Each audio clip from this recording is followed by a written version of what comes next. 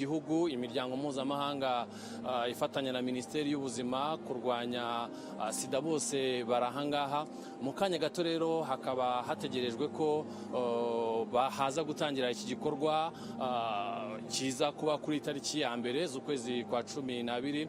Ubundi iyi ni tariki isanzwe izwiho ko ari umunsi mpuzamahanga wo kurwanya Sida. Ni urubuga isi yashizeho kugira ngo abantu bakomeze batekereze ku bubi bw'ubu burwayi, uburyo ari uburwayi buhitana abaturage, no kuzirikana uburyo nanone ibyagezweho cyane cyane mu kurwanya Sida, usibye nanone no kureba serivisi zashyizweho kugira ngo hakumirwe iki icyorezo. Muri rusange isi nk'uko imibare ibigaragaza nuko abarenga miliyoni 39 bafite uburwayi cyangwa se bafite virusi ya Sida. Rero isi ikaba yarashizeho uburyo bakomeza gushyiraho ingamba zigamije kugabanya umubare w'ababana n'ubu burwayi cyangwa se ni virusi ya Sida. Aha rero mu gihe tutegereje ko iki gikorwa gitangira, reka tube tuganira na bamwe mu batumirwa dufite Ikuzo Basil, ni umuyobozi ushinzwe kurwanya virusi ya Sida muri RBC. Reka tuguhe ikaze kuri televiziyo na radio Rwanda.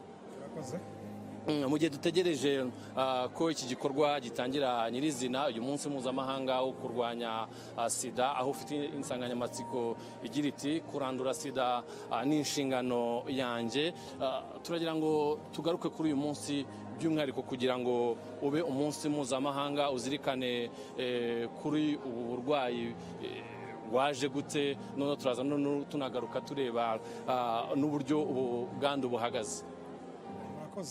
Nk'uko wari ubivuze, ni umunsi wahariwe kurwanya virusi itera Sida, uba tariki ya mbere z'ukwa 12. Mu gihugu cyacu ni ku nshuro ya 36 twizihije uyu munsi, ariko urumva ko ugereranyije n'igihe umurwayi wa mbere yagaragaye ku isi, kuko hashize imyaka igera muri 43, ariko mu Rwanda ni ku nshuro ya 36. Ni umunsi rero tuba turi kwibuka, ahanini tukibuka abantu baba barahitanywe n'iki cyorezo, ariko nanone tugafasha n'abafite virusi itera Sida, ariko nabwo dukangurira abaturage kurushaho kwirinda kwandura virusi itera Sida. Muri make nicyo tuba tugamije, kugira ngo twibutse community ko icyorezo kigihari kandi tugomba gukomeza kukirwanya. Nk'uko byagiye bigaragara no ku nsanganyamatsiko dufite uno mwaka, nuko tuba dukangurira abanyarwanda muri rusange gukomeza gukaza ingamba zo kwirinda virusi itera Sida. Twavuga ko ari ubwandu buhagaze gute mu gihugu cyacu mbere yuko twenda tureba ku rwego mpuzamahanga? Mu gihugu cyacu iyo turebye ku mibare dufite, ugereranyije ku mibare tuba dufite mu kigo cy'ubuzima, igaragaza ko byibuze abantu bagera ku 230 bafite virusi itera Sida. Ariko muri abo ngabo ababizi ko bayifite ni 96%. Iyo rero turebye abari babizi ariko bari ku miti, usanga nanone tugifite batarajya ku miti bose, kuko turi ku kigero cya 98%. Nanone tukareba babandi bafata imiti se bagabanya ubukana bwa virusi itera Sida, abo nabo abagabanya virusi mu mubiri ku kigero gishimishije, bageze kuri 98%. Iyo nanone turebye urareba ugasanga abandura buri mwaka ni bangana bate, nabwo imibare twereka ko byibuze abagera ku 3,200 bandura buri mwaka. Yego. Bazire, iyo urebye n'impamvu y'uyu munsi nk'uko twagiye tubibona, ni uburyo bwashyizweho kugira ngo turebe gukuraho gupfobya n'ivangura, kuzamura uburyo bwo kwivuza bufite ireme kuri bose, harimo abaturage batishoboye. Bihagaze gute ubu ngubu ikijyanye na serivisi zo kurwanya virusi itera Sida? Ibyo bibazo by'uko hari abaturage batishoboye byaragaragaye, yego birahari, ni ibintu bizwi, si ukwivuza gusa. Ariko izo serivisi niyo mpamvu twebwe ku bigo nderabuzima hose turazitanga, kandi tukazitangira ubuntu, nta kiguzi gihari cyo kuba wabona serivisi zijyanye no kwirinda virusi itera sida. Ku bijyanye n'amikoro nta kibazo gihari, ariko nk'uko wari ubikomojeho hari ibindi bigenda bigaragara, aho usanga abafite virusi itera sida hari hamwe na hamwe bagihabwa akato bagendeye ku mpamvu zimwe na zimwe, ariko twe dukomeza ubukangurambaga kugira ngo tubamenyeshe ko kuba ufite virusi itera sida ntabwo ukwiye guhabwa akato, kuko ntabwo kuba usangira n'umuntu ufite virusi itera sida bivuga ko wakwandura virusi itera sida. Ibyo biracyahari, ariko nanone hari n'ibindi bibazo bigenda bigaragara, aho usanga abantu bitinya kwaka izo serivisi, cyane cyane mu rubyiruko. Ari nayo mpamvu dushishikariza abanyarwanda kugana izo serivisi kuko zirahari kandi zabashyiriweho ku buntu. Ubwo rero bashyizeho serivisi zo ku buntu tukabura abazitabira, urumva n'icyo kibazo. Niyo mpamvu ari nayo ntego nyamukuru dufite kugira ngo dukangurire abaturage kugana serivisi. Tugarutse aho ku rubyiruko, n'ubundi mu bihe bishize mwari mu bukangurambaga n'ubundi bwasabaga abaturage gukomeza kwirinda iyi virusi ya sida, ariko by'umwihariko musaba urubyiruko. Yewe numva mwaranagaragazaga ko hari n'ubwandu bushya buri kugenda bugaragara mu rubyiruko. Imibare ivuga iki? Bihagaze bite ubu ngubu? Hari icyo ubwo bukangurambaga bwagezeho? Ubukangurambaga hari icyo bugenda budufasha, ariko nk'uko bivuze uko bihagaze mu rubyiruko ntabwo bihagaze neza. Niyo mpamvu nunareba mu myaka ingahe ishize turi kwibanda ku rubyiruko cyane, kuko iyo turebye abandura cyane cyane abari munsi y'imyaka 25 usanga ariho byiganje, kuko hari ubushakashatsi bwagiye bukora ugasanga mu bantu bashyashya bandura nka 35% ni muri icyo cyiciro cy'imyaka. Ubwo urumva rero biba bihangayikishije. Hari impamvu nyinshi, kuba bafite ubumenyi budahagije, kuba batitabira izo serivisi nk'uko nabivuze, ariko ni ubukangurambaga dukomeje gukora kandi bwagiye bugira akamaro, kuko nanone imibare iyo ugereranyije abantu banduraga nk'uko navuze ngo ubu ni 3,200, ariko iyo urebye mu myaka yashize ya kera wasangaga tugera no ku 10,000. Ubwo urumva ko hari intambwe irimo, ariko iyo tubonye hari nk'icyiciro cy'urubyiruko aribo Rwanda rw'ejo hazaza aribo bafite ibibazo, niyo mpamvu ariho dushyira imbaraga cyane, ariko tutibagiwe n'umunyarwanda uwo ari we wese muri rusange, kuko niyo mpamvu twavuze ko kurandura sida ari inshingano za buri wese. Nahoze soma kare bimwe mu byibandwaho kuri uyu munsi mpuzamahanga wo kurwanya sida, tuza kubona nza gusoma ko u Rwanda ruri ku isonga mu kurwanya iyi virusi itera sida muri aka gace ka Afurika. Ariko nanone iyo ugiye kureba nanone ni n'ubwandu buri kuba bwinshi munsi y'ubutayu bwa Sahara. Turagira rero mutubwire ni gute u Rwanda rwabashije kuza ku isonga cyane cyane mu kurwanya iyi virusi itera sida, mu gihe ruherere narwo munsi y'ubutayu bwa Sahara kandi higanjeho ubwo bwandu. Nk'uko bivuze kuri target nk'isi tuba twarihaye, igihugu cyacu gihagaze neza, kuko ubu nabivuzeho kare imvuga bazi uko bahagaze abanywa imiti. Ibyo byose target twe twifuzaga twazigezeho, ariko hari cyari intambwe nini yo gutera. Uti twabigezeho gute? Nk'uko mubibona leta yashyizemo ingufu nyinshi, kuko niba dufite ibigo nderabuzima bigera hafi 600 mu Rwanda kandi bitanga izo serivisi, bikiyongeraho ko banazitangira ubuntu. Ibyo ngibyo ni ku ruhande rwa leta. Tukaba dufite abafatanyabikorwa benshi nk'uko yenda mwagiye mubibona, tunabagarukaho kenshi, noneho bamanuka bakagera muri ya kominote hasi bakavugisha umuturage nawe bakamukangurira. Usanga dufite organisation nziza, haba guhera hejuru mu buyobozi kumanuka kugera ku muturage, aho dukora ku buryo buri muturage izo serivisi zigomba kumuzigeraho ariho hose. Kuko kuri ubu ngubu nta muntu wagenda birometero birenga bingahe ajya gushaka ikigo nderabuzima. Tugira rero n'ama health post, turimo turareba niba mu minsi iri imbere naho na serivisi tutazimana noneho tukajya muri health post ya yindi noneho iri muri community neza. Ibyo byose rero byo kubagezaho serivisi, gukora ubukangurambaga buhoraho ntidutezuke, nubwo tugira ibindi bibazo by'ibindi byorezo, ariko cya cyorezo cya virusi itera sida twakomeza kukivuga. Ibyo ni ibituma tugera ku ntego yacu, tugatuma buri muntu wese abona izo serivisi kandi akazibona bimworoheye atagiye kuzishakisha ahantu kure. Icyo gihe rero twongereye n'imyumvire y'abanyarwanda muri rusange, aho ubona basobanukiwe sida n'iki, yandura ite, wayirinda ute. Ubu icyo twari tugezeho ni ukuntu noneho uruhare rw'uwo muturage none uruwe, niba nsobanukiwe uruhare rwanjye ni uruwe kugira ngo mbe narwanya virusi itera sida.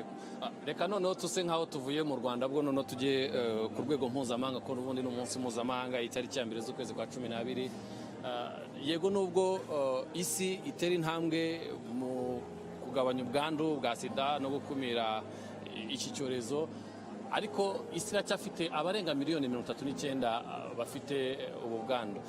Basil, iyo urebye nubwo isi ishyiramo ingufu, ariko usanga hakiri imbogamizi. Izo miliyoni 39 z'abafite iyo virusi ya sida baracyari benshi. Mubona mwebwe biterwa n'iki? Ese u Rwanda gukomeza kuba rwakumira sida, ariko ubona ko ku isi iyo mibare ikiri myinshi, ntago ari imbogamizi? Ni imbogamizi, ariko imbogamizi ya mbere ni uko nta muti nta rukingo ifite. Ariko nanone yenda kuba tukigira abantu, tugira yenda umubare w'abafite virusi itera sida yenda wo uriyongera, birumvikana ugomba kwiyongera kuko iyo ndwara nta muti nta rukingo.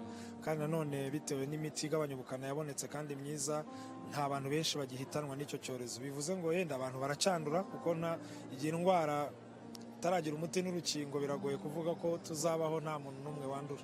Ibyo ntibyabura kuko birahari. Ibyo rero bituma imibare yenda y'abafite virusi itera sida ishobora kwiyongera. So kuba rero ku isi hose hari umubare uri hejuru, yego n'ubundi birahangayikishije ko niba ari benshi urumva byongera n'ibyago byinshi byo kuba abakwandura. Ariko niyo mpamvu twe tugenda tugira ingamba zo kwirinda zihamye, kandi tugakomeza dukangurira abantu gukomeza kwirinda. Biradufasha kuko abandura baragabanuka, n'abahitanwa n'icyorezo bakagabanuka, ugasanga nyine ishusho ihagaze neza. Kandi hagenda haza n'uburyo bundi bushyashya bwizweho, hamaze gukora ubushakashatsi bushobora kudufasha kugira ngo iyo virusi tube twayitsinda. Bazire, ntujye kure mu gihe dutegereje ko kino gikorwa gitangira ku mugaragaro masaha make ari imbere, ariko wenda reka dusabe witwa Mutambuka Deo, ni uhagarariye urugaga nyarwanda rw'abafite virusi itera sida, nawe yegere hano. Abakurikiye radiyo Rwanda ndetse na televiziyo Rwanda, reka tubibutse ko turi muri Kivu Intare Arena, aha mu karere ka Rubavu. Ni ahagiye kubera umunsi mpuzamahanga wo kurwanya sida. Ubu rero turi kumwe nanone na Deo uhagarariye urugaga rw'abafite virusi ya sida. Turagira ngo mutubwire ni iki mwebwe mubona kuri uyu munsi mpuzamahanga cyane cyane wo kurwanya sida ubafasha, by'umwihariko mbere ko tugaruka ku mibereho yanyu. Murakoze cyane. Mu byo uyu munsi uratwibutsa kandi ukadushishikariza gukomeza kurwanya ubwandu bushya.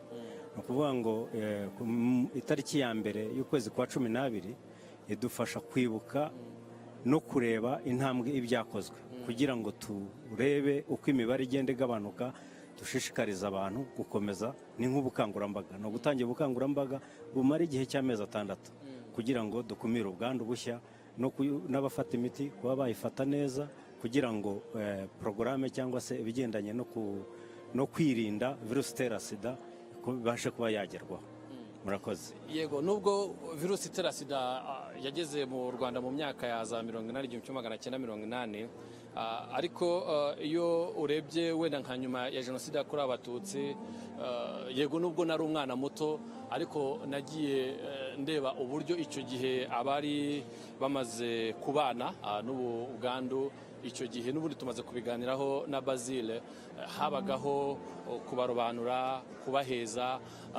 Icyo gihe ndetse n'ababaga bagaragayeho iyo virusi ya sida wasangaga abihebye. Tubwire rero n'urugendo rwari rumeze gute kuva mu myaka za 1994, 1995 n'ubu ngubu uko bihagaze, ubwo u Rwanda ruri kwifatanya n'isi kwizihiza umunsi mpuzamahanga kurwanya sida mu myaka 36 ishize. Urakoze. Nyuma yaho ako kato n'ihezwa bigaragaye, niho urugaga nyarwanda rw'abafite virusi itera sida rwavutse mu 2003. Kugeza uyu munsi, umwaka ushize nibwo twari turimo kwizihiza imyaka 20 urugaga nyarwanda rw'abafite virusi itera sida cyangwa se RP Police ibayeho. Rero ibyo byose ni ishingiro ryo kugira ngo turwanye akato n'ihezwa byakorerwaga abafite virusi itera sida, aho umubyeyi wabaga yagize ibyago akandura virusi itera sida, cyangwa se umwana ugasanga ku ishuri abujijwe ayo mahirwe yo kwiga, kandi atari ukuvuga yuko atakwiga ngo amenye, cyangwa se ngo abe yagira akandi kamaro akora karenze nk'ako umuntu udafite virusi itera sida akora. Niyo mpamvu rero RP Plus yagiyeho kugira ngo abafite virusi itera sida bishyize hamwe, barangije bakora umuryango. Uwo muryango umaze kuvuka ukorera mu gihugu hose kugira ngo bakumire akato n'ihezwa byabakorerwaga. Niyo mpamvu rero nagira ngo mvuge ko urugendo rwa RP Plus ni ukurwanya akato n'ihezwa no gushishikariza n'abadafite virusi itera sida ko bamenye ko virusi itera sida ikiriho, babashe kuyirinda. Murakoze. Bihagaze gute rero? Iyo ureba nka RP Plus dukurikirana 76% k'abantu bafite virusi itera sida mu gihugu. Ubwo ni ukuvuga ko hari abandi 24 bataraza. Hari abandi 24 bataraza mu rugaga nyarwanda rw'abafite virusi itera sida. Bivuga ko bo bakurikiranirwa ku bigo nderabuzima. Ariko icyo gihe RP Plus abakurikirana niba abandi barenze banafasha bagenzi babo kugira ngo barinde ubwandu bushya. Iyo rero niyo iyo urebye uwo mubare ukareba imibare y'ikigereranyo mpuzamahanga cyashyizweho n'umuryango mpuzamahanga witwa UNAIDS ishinzwe kurwanya sida ku isi, nicyo twishimira ko twamaze kugira ibyo tugeraho. Ni ukuvuga nk'imibare y'u Rwanda rumaze kugeraho 95 inshuro zigera kuri 3 u Rwanda rumaze kuzigeraho, nubwo dukeneye kugera ku ijana, ariko urugendo ruracyari rurerure. Ubu nta hohoterwa mu gikorerwa, nta vangura. Ihohoterwa sinavuga ngo ribaho mu ngeri zitandukanye, ariko bitandukanye n'icyo gihe imyaka mu 2000 wavugaga. Ipfunwe ribaho. Nabo ngabo batuma 20% babura kuza mu rugaga nyarwanda rw'abafite virusi itera sida ni ipfunwe. Ariko burya ipfunwe hari iryo ushobora kwitera cyangwa se nkayiterwa n'abo tubana. Rero ubona yuko ririho ariko ritandukanye na rwa rwego twaribonagaho cyagiye. Nk'ubu ushobora kuba ufite virusi itera sida ariko ugasanga urakomeye, uri umunyamakuru mwiza, ariko nta wakubona kugeza ku virusi itera sida uyu munsi ntabwo tuyikipimisha ijisho. Iyo urwo rwego u Rwanda rwararurenze, aho umuntu abona afite virusi itera sida bakamujajinga cyangwa se bakavuga bati uriya muntu afite virusi itera sida, kubera yuko ibikorwa byinshi byarakozwe, ubukangurambaga bwarakozwe, abantu baripimisha, bafata imiti neza bamaze kumenya ko banduye, kandi bakagera ku rwego rwaho umuntu atanduza. Reka tuve wenda kuri iryo vangura n'akato, ni na byiza ko hari intambwe irimo iterwa, ahubwo reka turebe uburyo mwagiye mwitabwaho, cyane cyane kuva 95 niho nagiye mbona ko hari ibyagiye bikorwa. Deo, turagira ngo utubwire ni gute mwagiye mwitabwaho ku buryo bungu muvuga ko no kubana na virusi ya sida kuri mwe nkuko mubona, mbona mukomeye, mbona nta kibazo mufite, mbona kandi muvuga ko mukifatanya n'abandi mu kurandura ubwandu. Urakoze cyane. Ni ukuvuga ko urwo rugaga rumaze kujyaho, ibikorwa byose byashingiye kugira ngo bahindure ubuzima bwa muntu. Guhindura ubuzima bwa muntu ni ukuvuga ko umuntu ufite virusi itera sida icyo gihe yigirira icyizere. Iyo umaze kwigirira icyizere, urwana no kuva muri wowe kugira ngo uhindure noneho sosiyete ikwegereye aho uherereye. Niyo mpamvu rero mvuga ngo urugendo rwakozwe kuva ku mibereho myiza, imirire, kwigisha kwikorera, ukaba umuhinzi mwiza, ukaba umworozi mwiza, ukaba umunyeshuri mwiza, ukaba umukozi mwiza, ibyo byose bigenda bigerwaho. Niyo mpamvu nakubwiye ngo sida ntiwayipimisha ijisho ubu ngubu. Icyagezweho n'ukuntu twitwaweho, urabona dushyize hamwe Minisiteri y'Ubuzima binyuze mu kigo cy'igihugu gishinzwe RBC, niho hantu ibintu byose bikorerwa. Ni ukuvuga ngo imiti ibonekera igihe, kuba imiti ibonekera igihe, umuntu unywa umuti akawunywera ku gihe, barumva ntawureke, bituma agira ubuzima bwiza. turaza kubigarukaho wenda tunabigarukaho by'umwihariko ntitunabinyure hejuru. Abakurikira radiyo na televiziyo Rwanda tubabwire ko isaha n'isaha abashyitsi n'umushyitsi mukuru nagera ahangaha igikorwa cyo kwizihiza uyu munsi mpuzamahanga wo kurwanya sida, aho insanganyamatsiko igira iti kurandura sida n'inshingano yanjye. Turaza gutangira ariko turacyaganira na Deo mu gihe iki gikorwa kitaratangira. Deo, nibyo rero navugaga, turebe muvuze ko babahaye imiti, twaza tunaganira na Bazile mu kanya tubwira ko u Rwanda nanone ruza ku isonga mu kurandura iyi virusi ya sida. Usibye imiti, ni cyo kindi u Rwanda rwakoze cyane cyane kugira ngo mubone uko mwitabwaho mugire ubuzima bwiza? Urakoze cyane. Urabona nk'ubu ngubu turi kuri televiziyo y'igihugu, sibyo? Ubu ni ubukangurambaga, kandi ubukangurambaga bukurikiranwa n'abanyarwanda mu gihugu hose ndetse no ku isi yose. Ni ukuvuga ko umuntu uri mu gukurikirana iki kiganiro yari yariheje, biramuha imbaraga yo kuva muri we kugira ngo abashe guhindura nawe ubuzima bwe, kuko ubuzima mbere na mbere bushingira kuri wowe wowe wagize ikibazo cyo kuba ufite virusi itera sida.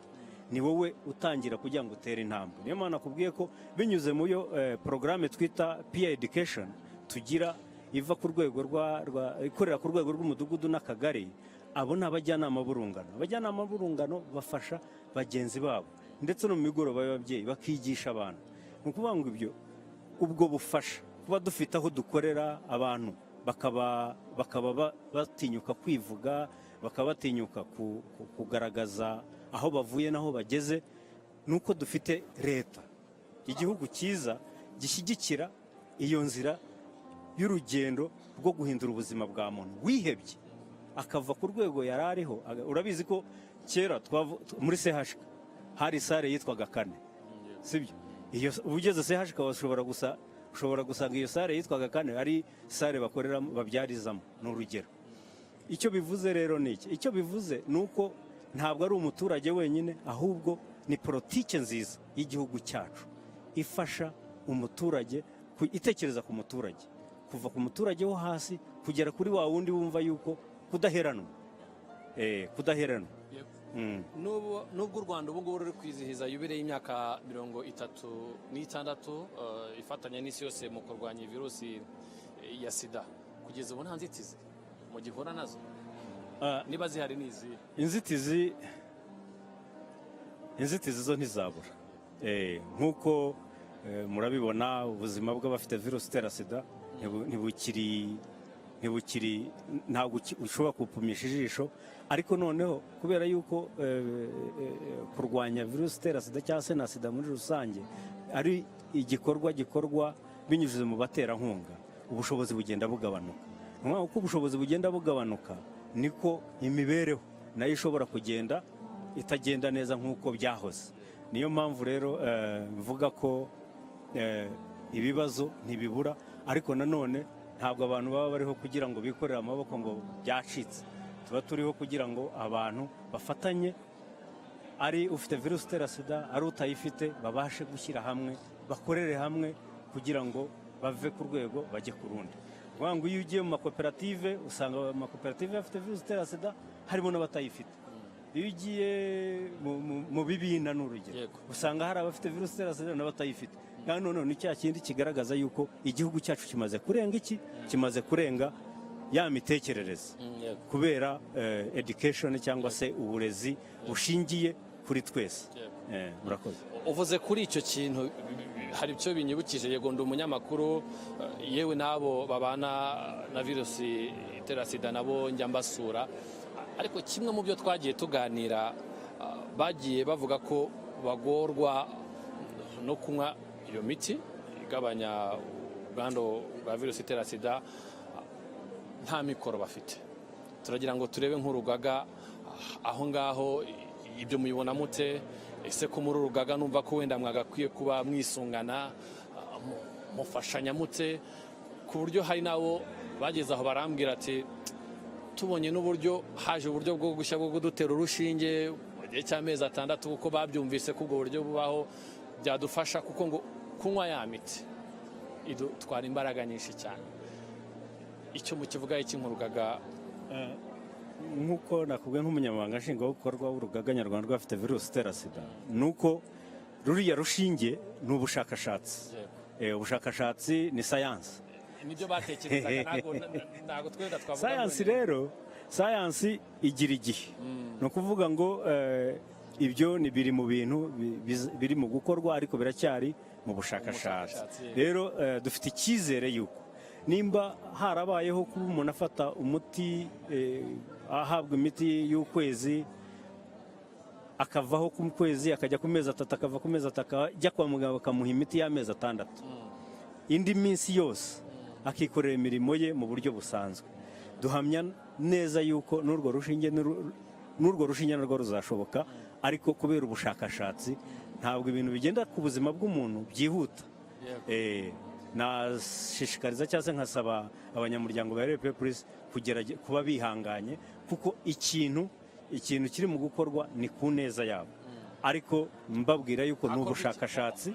Icyo cyo ni ubushakashatsi, sinacyo wenda nari nkubarije iki kibazo, n'ubundi nanjye narizi ko bikiri mu bushakashatsi kandi ko bitaragera ku babana n'iyo virusi, ahubwo ku bafite iyo virusi. Icyo navugaga ahubwo ni ikijyanye nabo bagaragaza ko bagira ubushobozi buke, n'ubushobozi bukeya. Tuvuge wenda iyo tuvuze ubushobozi buke, kuba wenda badafite amikoro, kurya neza, kugera gute, hari izindi porogaramu. Hari izindi porogaramu ku rwego rw'imirenge, ku rwego rw'imidugudu, ku rwego rw'utugari. Iyo umuntu akennye, ntabwo bivuga yuko leta, izindi porogaramu za leta zitamureba.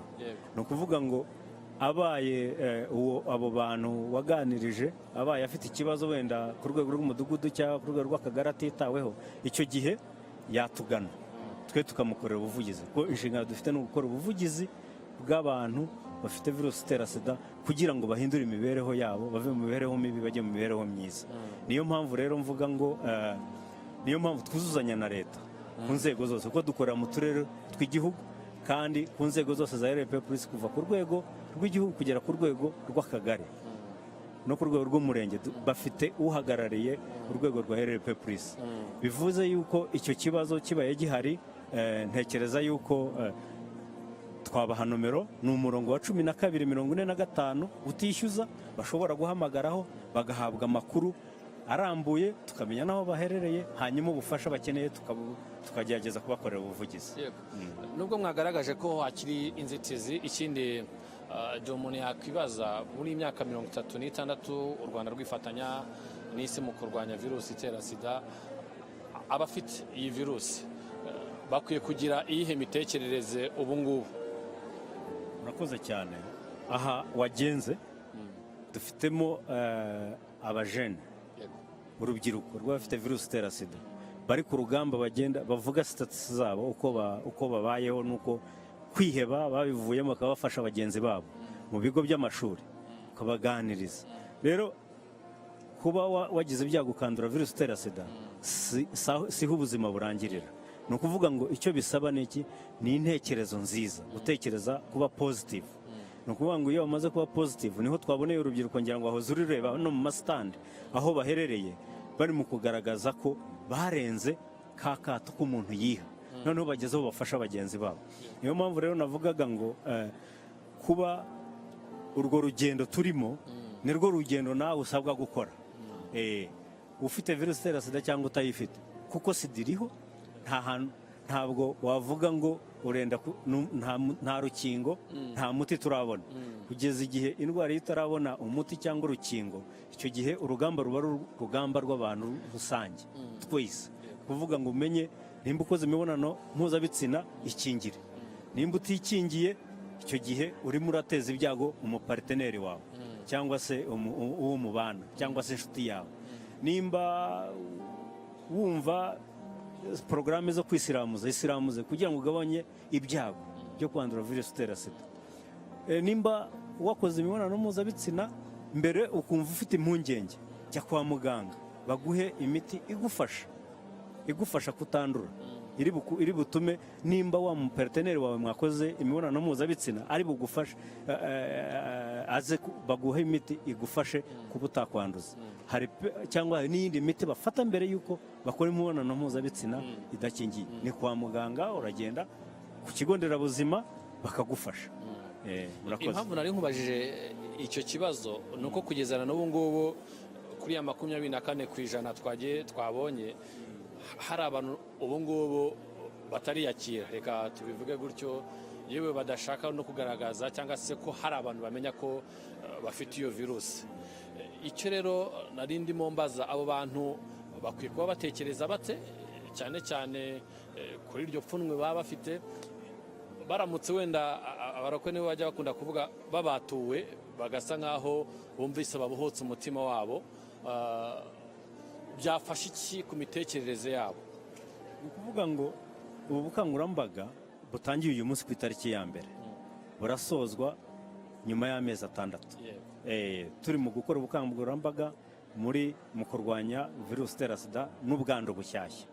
Ni ukuvuga ngo rero ya 20 na kangahe twavuze haruguru, icyo basabwa ni iki? Ni ukumenya yuko bari hose, sibyo? Kuba bariho ni ikigaragaza yuko babwiye bagenzi babo, inshuti zabo, ni ukuvuga ngo babagabanya kujya muri za ngeso. Urumva, kujya muri za ngeso bigatuma bafokasinga cyangwa se bakajya imbere. Iyo umuntu rero ufite virusi itera sida yafashe umuti neza, noneho akanabwira bagenzi be, akabagira inama, ni ubuzima babamo. Iyo uvuga ubuzima bwawe byorohera wa muntu kuruta uko wabibwirwa n'undi muntu uwo ari we wese. Niyo mpamvu rero tuvuga ngo bariya nabo basigaye baze bagerageze kwegerana n'abandi, badufashe mu gukora ubukangurambaga, kandi nibwo buryo dushobora kurandura ubwandu bushya. Urakoze cyane Deo, urakoze cyane. Reka tubwire abakurikiye televiziyo Rwanda na Radio Rwanda ko tukiri hano muri Kivu Intare Arena, arigiye kubera umunsi mpuzamahanga wo kurwanya virusi itera sida. Mwumvise ibyo abatumirwa bose bagarutseho, barimo bagaragaza ibyo u Rwanda rwagiye rukora cyane cyane mu kwita ku babana na virusi itera sida, n'uburyo nanone rwagiye rushyiraho ingamba nanone zatumye uyu mubare w'abafite virusi itera sida ugabanyuka. Turi kumwe rero nanone na Kabanyana Juliet, akuriye Honorate, akaba uhagarariye societe civile. Ubwo byanga byakunda murafatanya bikorwa baba abantu bafite virusi itera sida mu bitaho umunsi ku wundi. Reka duhere ku cyo bagiye batugaragariza nk'imbogamizi bagiye batubwira, video yawe zatubwira uko u Rwanda rugenda rushyiraho ingamba zigabanya iyi virusi, ni nako n'abafatanyabikorwa bagenda bagabanyuka, ugasanga ubushobozi nanone buri kugenda buba buke. Turagira ngo utubwire, wakegera hirya gato, ugera hirya gato nta kibazo tuganire. Twagira ngo utubwire mwebwe murimo murakora iki kugira ngo mukomeze mwite kuri aba bafite virusi itera sida? Murakoze cyane. Nka Rwanda Angels Forum on HIV AIDS and Health Promotion, dukomeje gukorana n'imiryango nyarwanda itari iya leta itandukanye ikora mu bijyanye no kurwanya virusi itera sida, guteza imbere ubuzima ndetse no kurengera the human rights. Ni ukuvuga ngo dukomeje gukorana nabo mu bijyanye no kubaka ubushobozi. Icya mbere, kubaka ubushobozi bw'imiryango nyarwanda itari iya leta kugira ngo nabo bashobore kubaka ubushobozi bw'abagenerwabikorwa bahabwa serivisi umunsi ku munsi. Babanza kubaka ubushobozi bwabo, babanza kubakirwa ubushobozi. Twebwe nka Rwanda Angels Forum twubaka ubushobozi bw'iyo miryango nyarwanda itari iya leta, none iyo miryango nyarwanda itari iya leta nayo igahita bwa bushobozi bahawe bakabugeza ku bagenerwabikorwa ba serivisi nyuma, kugira babagenerwabikorwa bamenye agaciro n'akamaro ko kuvuga iki kugana za serivisi za sante zabegerejwe, aho tubakangurira kwitabira gahunda yo kwisuzumisha bakipimisha bakamenya uko bahagaze, noneho usanze yaranduye virusi itera sida akaba yahabwa umuti akurikije inyigisho za muganga, kuko twasanze yuko umuntu yafashe umuti neza abaho igihe kirekire kandi akabaho nk'undi muntu uwo ari we wese utarwaye. Ibyo rero noneho ngarutse ku bintu bya mikoro, dusanga yego amikoro ari kugenda agabanuka, ariko iyo twubatse bwa bushobozi dushobora bwa bushobozi tukabwubakira abagenerwabikorwa bashobora ariko ubwo bushobozi mu bwubaka mute nabwo reka tubirebe tukibinyura hejuru mu bwubaka mute ni ukunyura mu mahugurwa ni amahugurwa bahabwa bakamenya mu buryo bwimbitse virusi itera sida ni iki, kuyirinda ni gute, ese uwakenera serivisi yo kwisuzumisha yayisanga he, ese uwakenera za prevention tools zitandukanye yazivana he, noneho ni gute yashobora kuzikoresha kugira ngo niba urwaye wirinde kuba wakwanduza mugenzi wawe, ndetse no n'igihe ugiye kubona gukora imibonano mpuzabitsina ntuyikore udakingiye, kuko ntabwo uzi wa muntu mugiye guhura nawe uburyo ahagaze, kuko ntabwo uzi uburyo ahagaze. Niyo mpamvu aba agomba kwikingira. Ku bijyanye rero n'amikoro, iyo twubatse ubwo bushobozi babagenerwabikorwa bafite uruhare, hari uruhare rwabo nka community. Icyo gihe rero iyo bafite bwa bumenyi barabukoresha, ntabwo bidusaba amafaranga kuko ni bwa bumenyi uba warabubakiye kandi bahorana umunsi ku wundi. Ikindi cya kabiri, dukora ubuvugizi. Mukora ubuvugizi tukinterestinga abaterankunga batandukanye kugira ngo bashobore gutera inkunga aho tubona hakirimwo ikibazo cy'uho, ariko bagakorana na leta yacu y'u Rwanda kugira ngo ibyo twakoze wenda umwaka ushize tukabona harimo icyuho, aho ngaho bariho bashyiramo imbaraga, ariko bigamije mu kurandura icyorezo cya sida. Impamvu nari mbivuze, ndumva wenda mwita ku bijyanye no kubitaho mu rwego rw'ubuzima, ariko n'ubundi nahoze mbibwira na Deo, ndi umunyamakuru.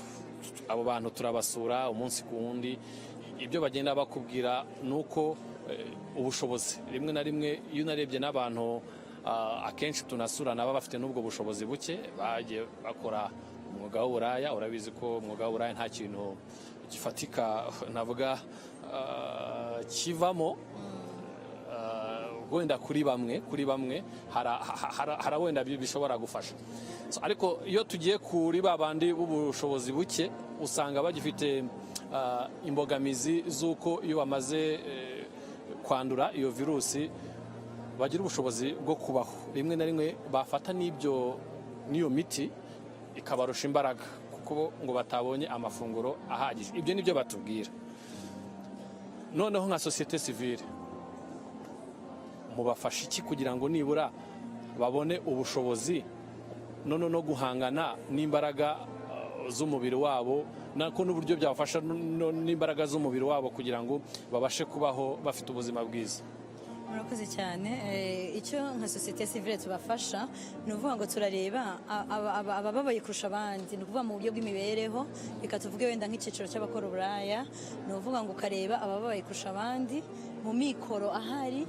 Usanga hari abo twageneye imyuga ijyanye n'ubudozi cyangwa salon de coiffure, ariko icyo gihe baba bahuguwe kugira ngo bashobore gukoresha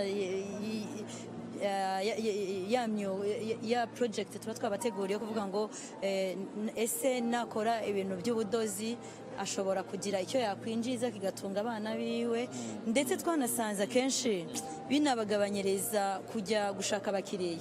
Ni ukuvuga ngo umuntu niba yiriwe umunsi wose adoda kandi wenda undi umunsi wose ari kumara ariho ashakisha abakiriya kugira ngo ashake imibereho, dusanga binagabanya n'umubare wenda w'abakiriya ari kubona uyu munsi, tutihutiye cyane mu bijyanye no gushaka ubuzima bw'imibereho ya buri munsi.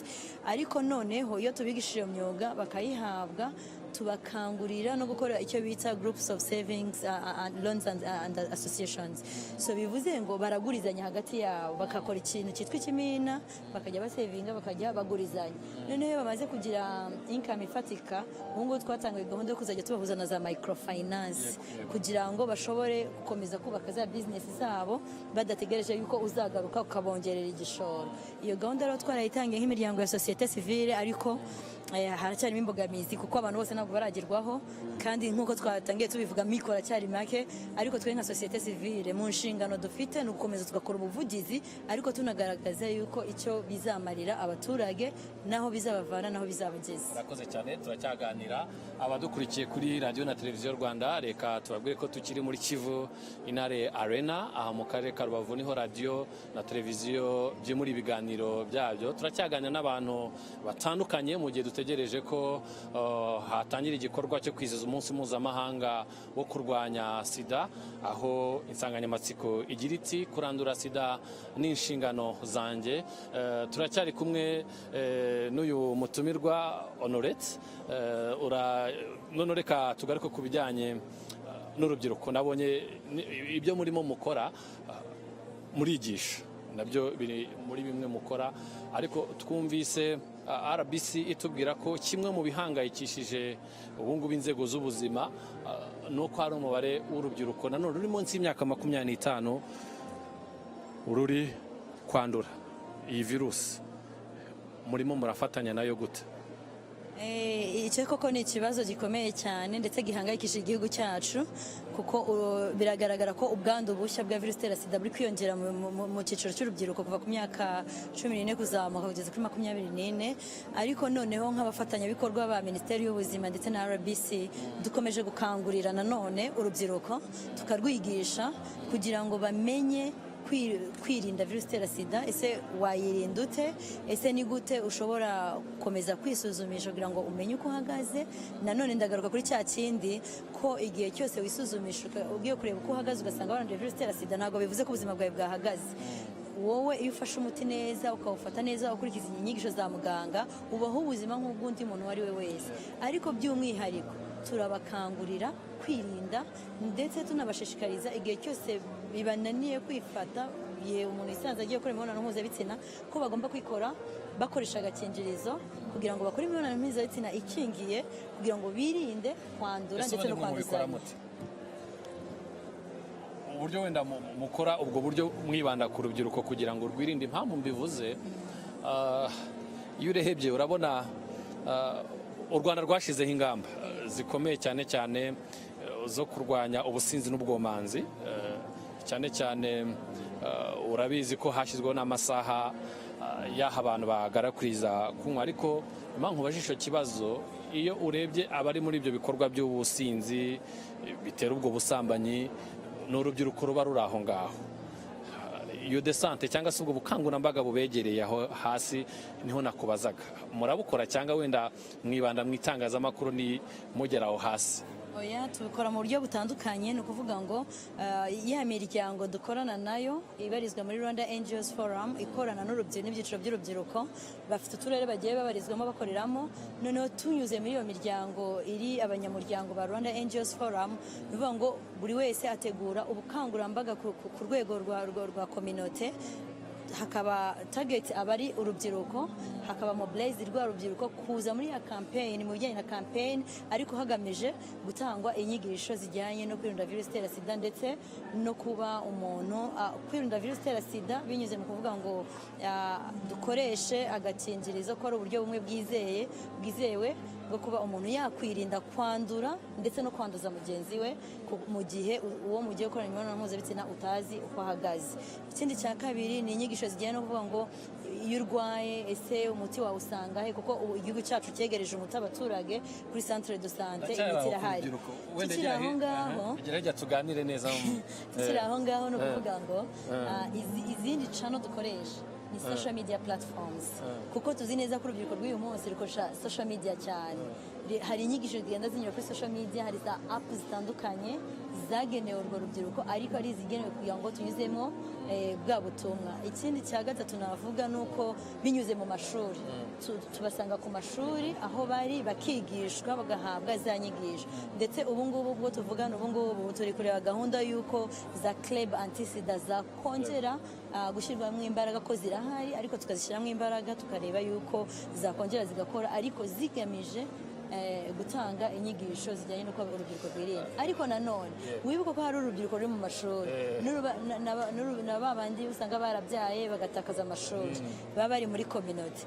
Icyo gihe rero abo nabo ntabwo tubasiga inyuma, tureba bose urubyiruko muri rusange, noneho bakaba bose inyigisho zabageraho, kuko ikigamijwe no kuvuga ngo tugomba kugira umunyarwanda uzira sida, ariko noneho cyane cyane by'umwihariko ku rubyiruko, kuko aribo banyarwanda b'ejo hazaza. Yego, ikindi wenda nasorezaho ndimo nkubaza, bimwe mu byo mukora wenda munareba n'ubushakashatsi, ese mubona ari nk'impamvu urubyiruko ruri muri bamwe bari kugenda bandura iyi virusi. Iyo urebye muri iki gihe tugezemo bisa nk'aho ibijyanye na sida bisa nk'aho ntabwo bikiri cyane nka kumwe mbere mu myaka wenda nka 20 ishize wabonaga hari za pancarte ku muhanda, hari amashusho menshi ku muhanda kuburyo watambuka ukabona izo information.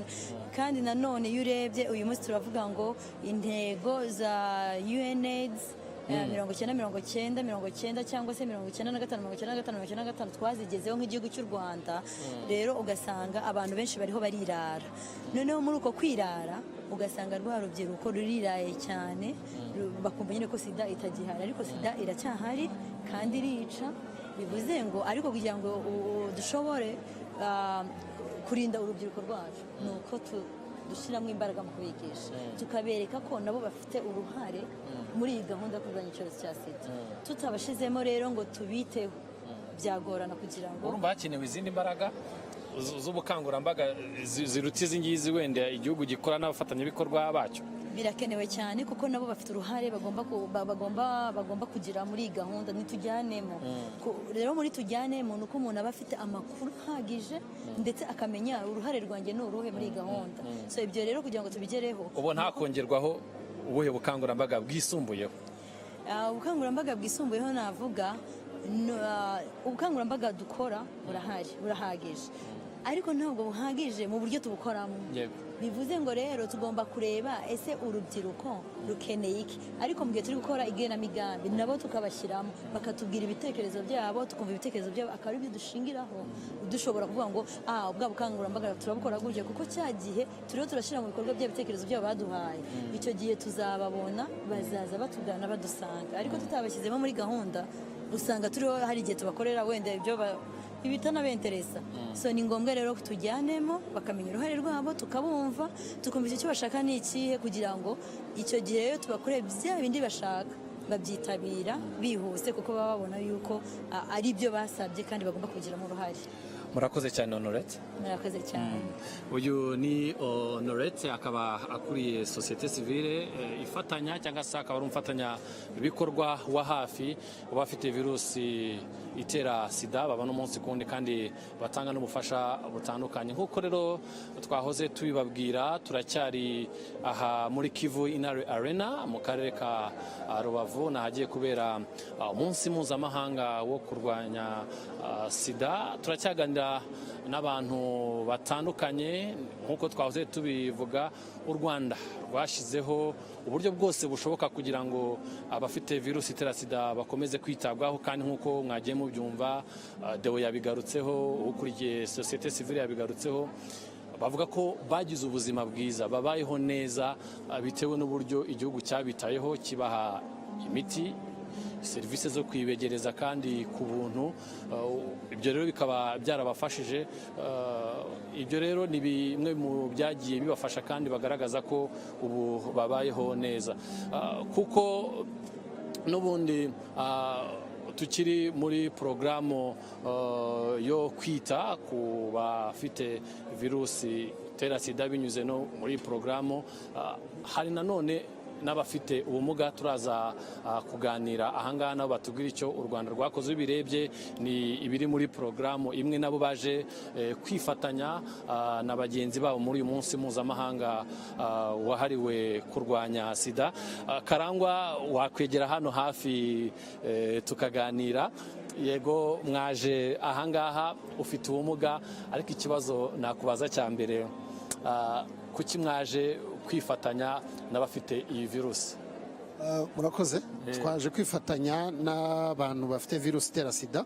Icya mbere, iki ni igikorwa cy'igihugu cy'abantu twese, ariko kandi ni nazo nshingano zacu kubaka porogaramu cyangwa se kugira umuryango nyarwanda udaheza abantu bafite ubumuga. So iyo bigeze rero no muri porogaramu ya HIV tugerageza no kubaka porogaramu idaheza abantu bafite ubumuga mu byiciro byose. N'icyo musangiye? Yego. Ikindi yenda ni uko no mu bafite virusi itera sida harimo n'abafite ubumuga. Hari noneho n'abantu bafite ubumuga bafite virusi itera sida, bo ni bamwe, ariko hari n'abantu bafite virusi itera sida ariko byabakuriyeho no kugira ubumuga.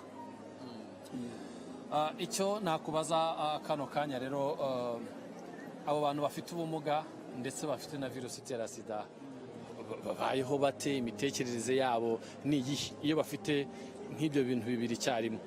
murakoze. ngira ngo nk'uko wari uvuze uti nk'ibyo bintu bibiri icyarimwe, nibyo koko mu buryo psychologique cyangwa se mu buryo bw'imitekerereze ni ibintu bikenewe kugira ngo bagire sapoti. Murakoze cyane. Murakoze. Tubabwira abadukurikiye ko abashyitsi bari bategerejwe binjiye, Minisitiri w'Ubuzima Nsanzimana Sabe n'abandi bafatanyabikorwa b'u Rwanda bafatanyiriza hamwe mu gukumira no kurwanya virusi itera sida, bose bageze ahangaha. Isaha ni mu minota mike iri imbere, iki gikorwa kiraba gitangiye, aho n'ubundi nk'uko twagiye tubigarukaho, icyo bari buze kuba bagarukaho ni ibyagiye bigerwaho cyane cyane mu kwita kuri aba bafite virusi itera sida, kureba imbogamizi zigihari na n'ubu ngubu wenda abafite iyo virusi bari buze kugaragaza harebwa ni gute zakurwaho. Mwumvise ko arizo bagiye bagaragaza cyane cyane za bamwe bagikorerwa ivangura, abakifitiye ipfunwe muri bo. Ubu rero ndabona bitangiye, reka duhe umwanya MC noneho iki gikorwa tugikurikire, turagaruka mu kanya. Hari kubera imurika ry'ibikorwa bitandukanye.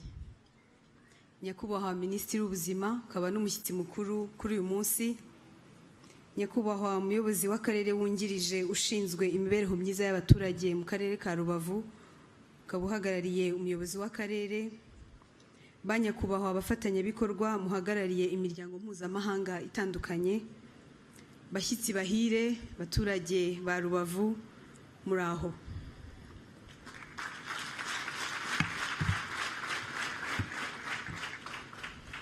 Nitwa umubyeyi Mupenzi Vanessa, nkaba nkora mu kigo gishinzwe ubuzima, nkaba ndi bube umusangiza w'ibiganiro kuri uyu munsi. Kubera abashyitsi batandukanye dufite, turagerageza kuvanga indimi kugira ngo twese tubashe kumvikana. Tariki ya mbere Ukuboza kuri uyu munsi, u Rwanda rwifatanyije n'isi yose kwizihiza umunsi mpuzamahanga wo kurwanya Sida. Insanganyamatsiko ku rwego rw'igihugu iragira iti kurandura Sida ni inshingano yanjye. Ni umwanya mwiza twese twibuka inshingano yacu, tukibuka ko ari uruhare rwanjye, rwawe, atari uruhare rwa leta gusa cyangwa abaganga. Mu biganiro biri bube uyu munsi turaza kumva ubutumwa butandukanye, harimo ubuhamya, harimo itorero riri budusurutse ry'Akarere ka Rubavu, harimo ijambo ry'ikaze ndetse n'ubutumwa butandukanye bw'uhagarariye guverinoma. Distinguished guests, esteemed partners, good morning. Thank you for joining us today as we celebrate. Rwanda joins the rest of the world to celebrate the World AIDS Day. As I mentioned, my name is Vanessa Mupenzi and I work at RBC and I'll be your MC for today. We'll have a QR code that has the agenda and different fact sheets, different numbers that we present to you as different achievements that the government of Rwanda has achieved in the past 20 years, since 2004, when the Ministry of Health started to provide services to people living with HIV. This journey, the government of Rwanda didn't do it alone. It was through your commitment. So we thank the government of Rwanda, different stakeholders such as the Global Fund, the US government, PEPFAR, USAID and other agencies, the UN family, the communities, especially people living with HIV, the civil society organizations, and many other stakeholders. We thank you for your commitment and collaboration. As I mentioned, there is a QR code where you will find the agenda for today. And at this moment, let's welcome the Vice Mayor in charge of Social Affairs in Rubavu District as she will deliver her welcome remarks.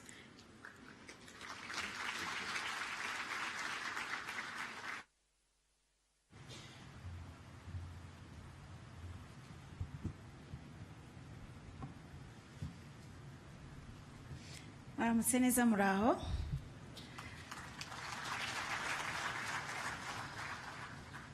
Nyakubahwa Minisitiri w'Ubuzima mukaba n'umushyitsi mukuru muri ibi birori, umuyobozi uhagarariye UN Resident Coordinator Acting, umuyobozi uhagarariye USAID Mission Director, bayobozi batandukanye baturutse ku rwego rw'igihugu bafatanyabikorwa mu buzima, abayobozi b'akarere mu nzego zitandukanye turi kumwe, bafatanyabikorwa b'akarere kacu mu kurwanya sida, abanyeshuri, abaturage b'akarere, mu nyemerere basuhuze mu izina ry'inganji za Rubavu. Inganji za Rubavu,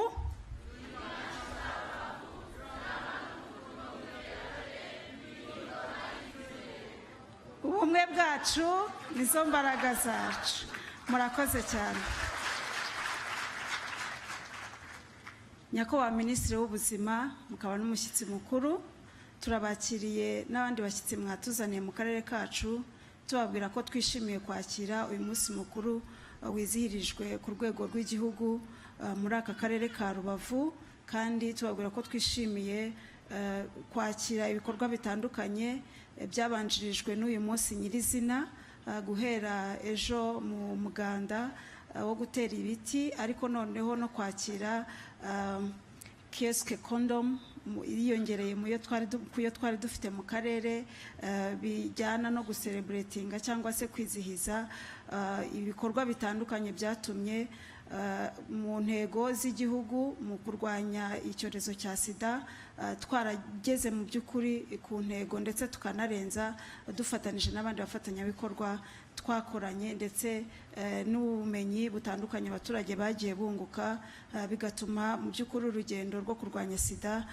rurushaho kugenda nk'uko igihugu kibyifuza mu baturage bacu. Munyemere tubashimire.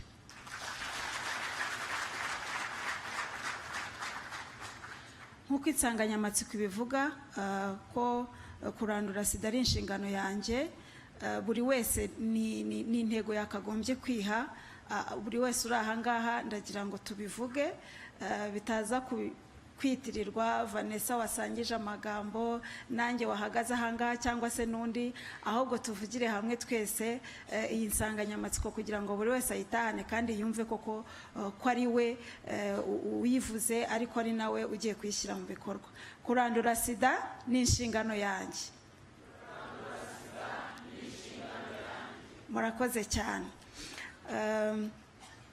Nyakubahwa mushyitsi mukuru, uyu mwanya mwiza ndagira ngo mbabwire ko twishimira ko akarere ka Rubavu kakiriye uyu munsi, ariko igikuru gikomeye n'ibyo mwabonye muri stand. Ndagira ngo mbashimire abafatanyabikorwa nk'uko bagiye babivuga, kubera imiterere y'akarere kacu, rimwe na rimwe hari ubwo kuba dutuye ku mupaka ibyorezo bimwe na bimwe bitwibasira, atari uko habayeho uburangare cyangwa se kudohoka, ahubwo ari imikoranire n'ibihugu duturanye, kandi tudafite uburyo bwo kurinda imipaka ku byorezo. Twarinda ibindi, ariko ibyorezo n'imikoranire uko ingendo zikorwa mu karere kacu n'abaturage bacu biragora. Ariko ndagira ngo mfate uyu mwanya wihariye mbashimira abafatanyabikorwa batandukanye mu buzima bakorera muri aka karere, ndetse n'abatahakorera, ariko igihe cyose dutewe bafata iya mbere kuza kudufasha kubera uwo mwihariko wo kuba dutuye ku mupaka. Munyemerere mbashimire muri uyu mwanya.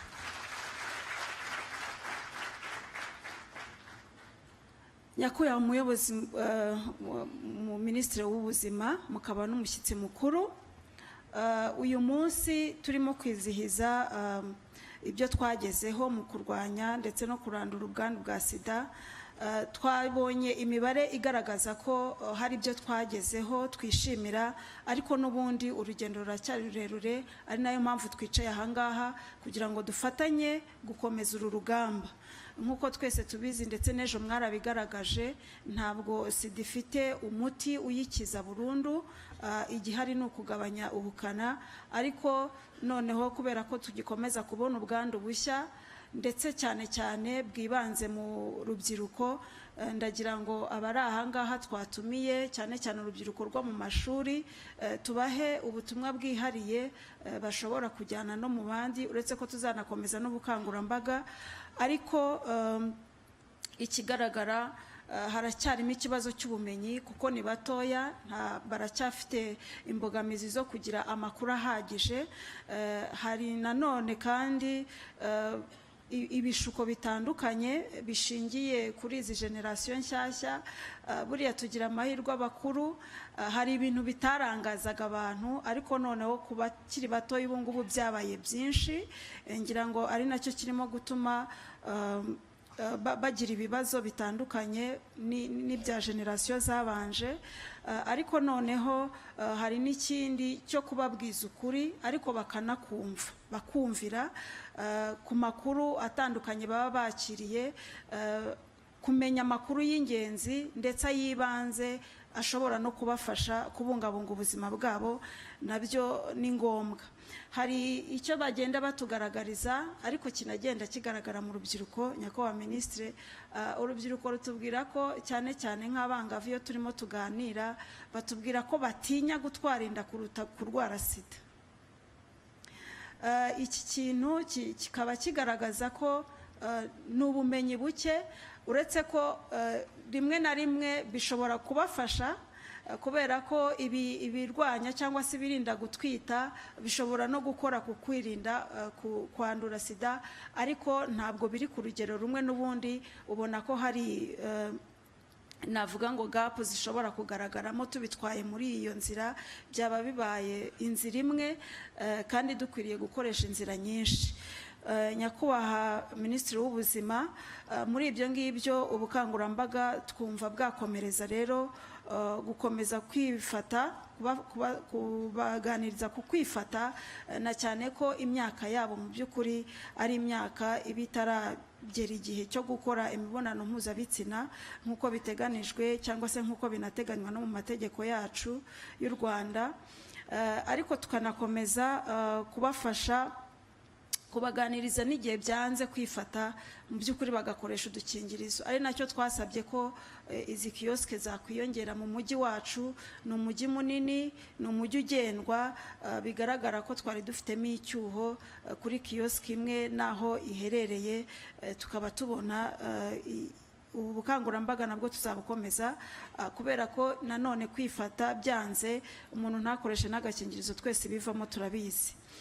Ikindi dukomeza ubukangurambaga noneho ku bakuru, ni ubudahemuka ku bashakanye, birinda gucana inyuma, kuko ibyo nabyo bituma umwe ashobora kuzanira mugenzi we ibyago, nubwo habonetse uburyo bwo kubafasha gukomeza kubana neza nubwo umwe yaba yanduye.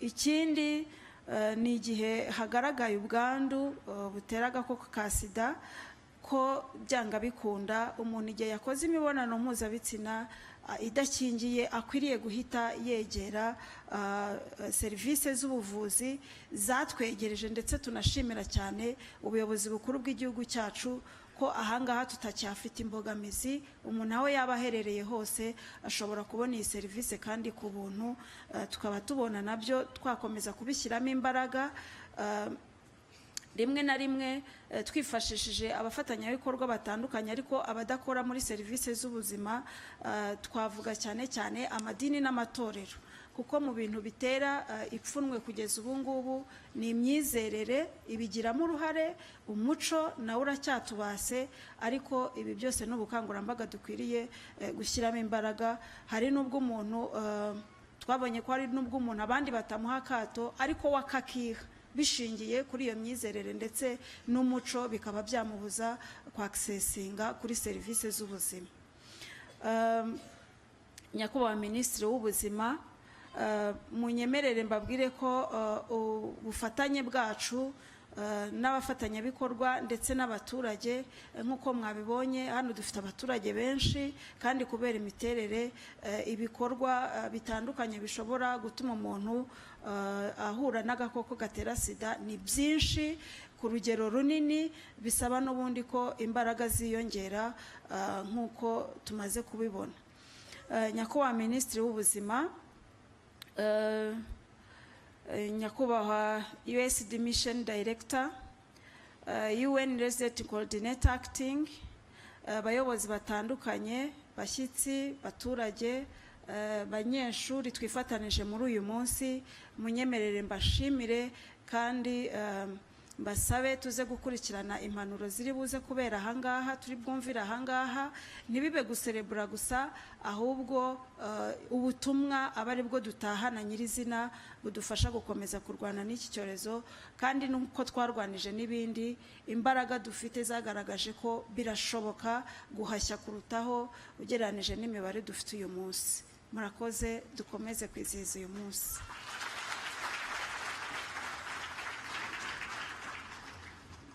Arakoze umuyobozi wungirije w'akarere ka Rubavu. In her remarks, she reminded us of the theme of today, which is End AIDS, which is everyone's responsibility. And she tackled on raising awareness, especially through key population and young, especially young people that we have in the room, students, adolescent girls and young women. And also she reminded us of the importance of collaboration and partnerships that we have. And she also thanked the partners that we have in the room. And we thank her for her welcome remarks in Rubavu district. Next on our agenda, we are welcoming Professor Claude Muvunyi, who is the Director General of Rwanda Biomedical Center, as he delivers his remarks for today.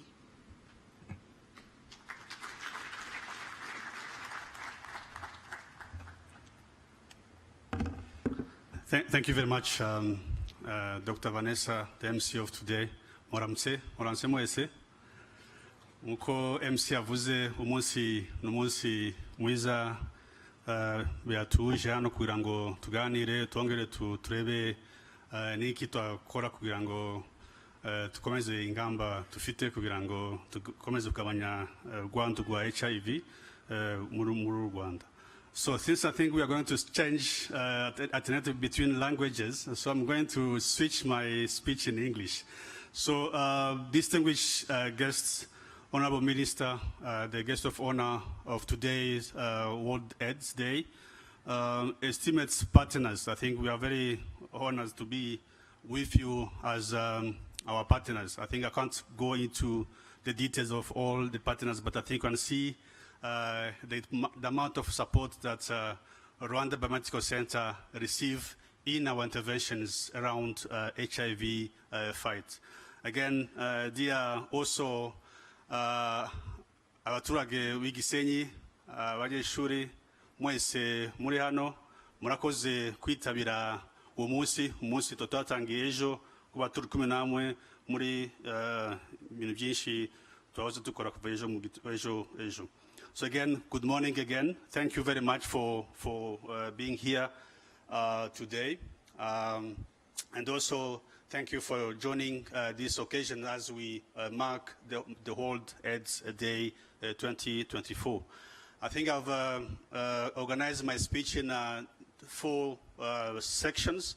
First of all, I think we need probably to reflect on good stories of progress, but also of hope. I think today is an opportunity for us to reflect on the progress that we have made in the fight against HIV/AIDS, but also remind ourselves on the work that remains to be done, which I think are also some of the challenges that we hope we can work together to continue to fill or to close those gaps. Again, when we want to consider the theme of this year, which I think is how do we work together and be responsible all to end AIDS, kurandura HIV nishingano yanje. So I think this theme echo many truths. I think first is that we know all that the fight against HIV, it has to be a shared responsibilities. And also it requires all of us as individuals, communities, but also governments and also organization partners, and also all of us to work towards a world free of AIDS. And I think our team also aligned perfectly with the global theme, which is take the right paths, my health, my right. Again, we emphasize on how important human rights are to reaching the 2030 AIDS eradication targets.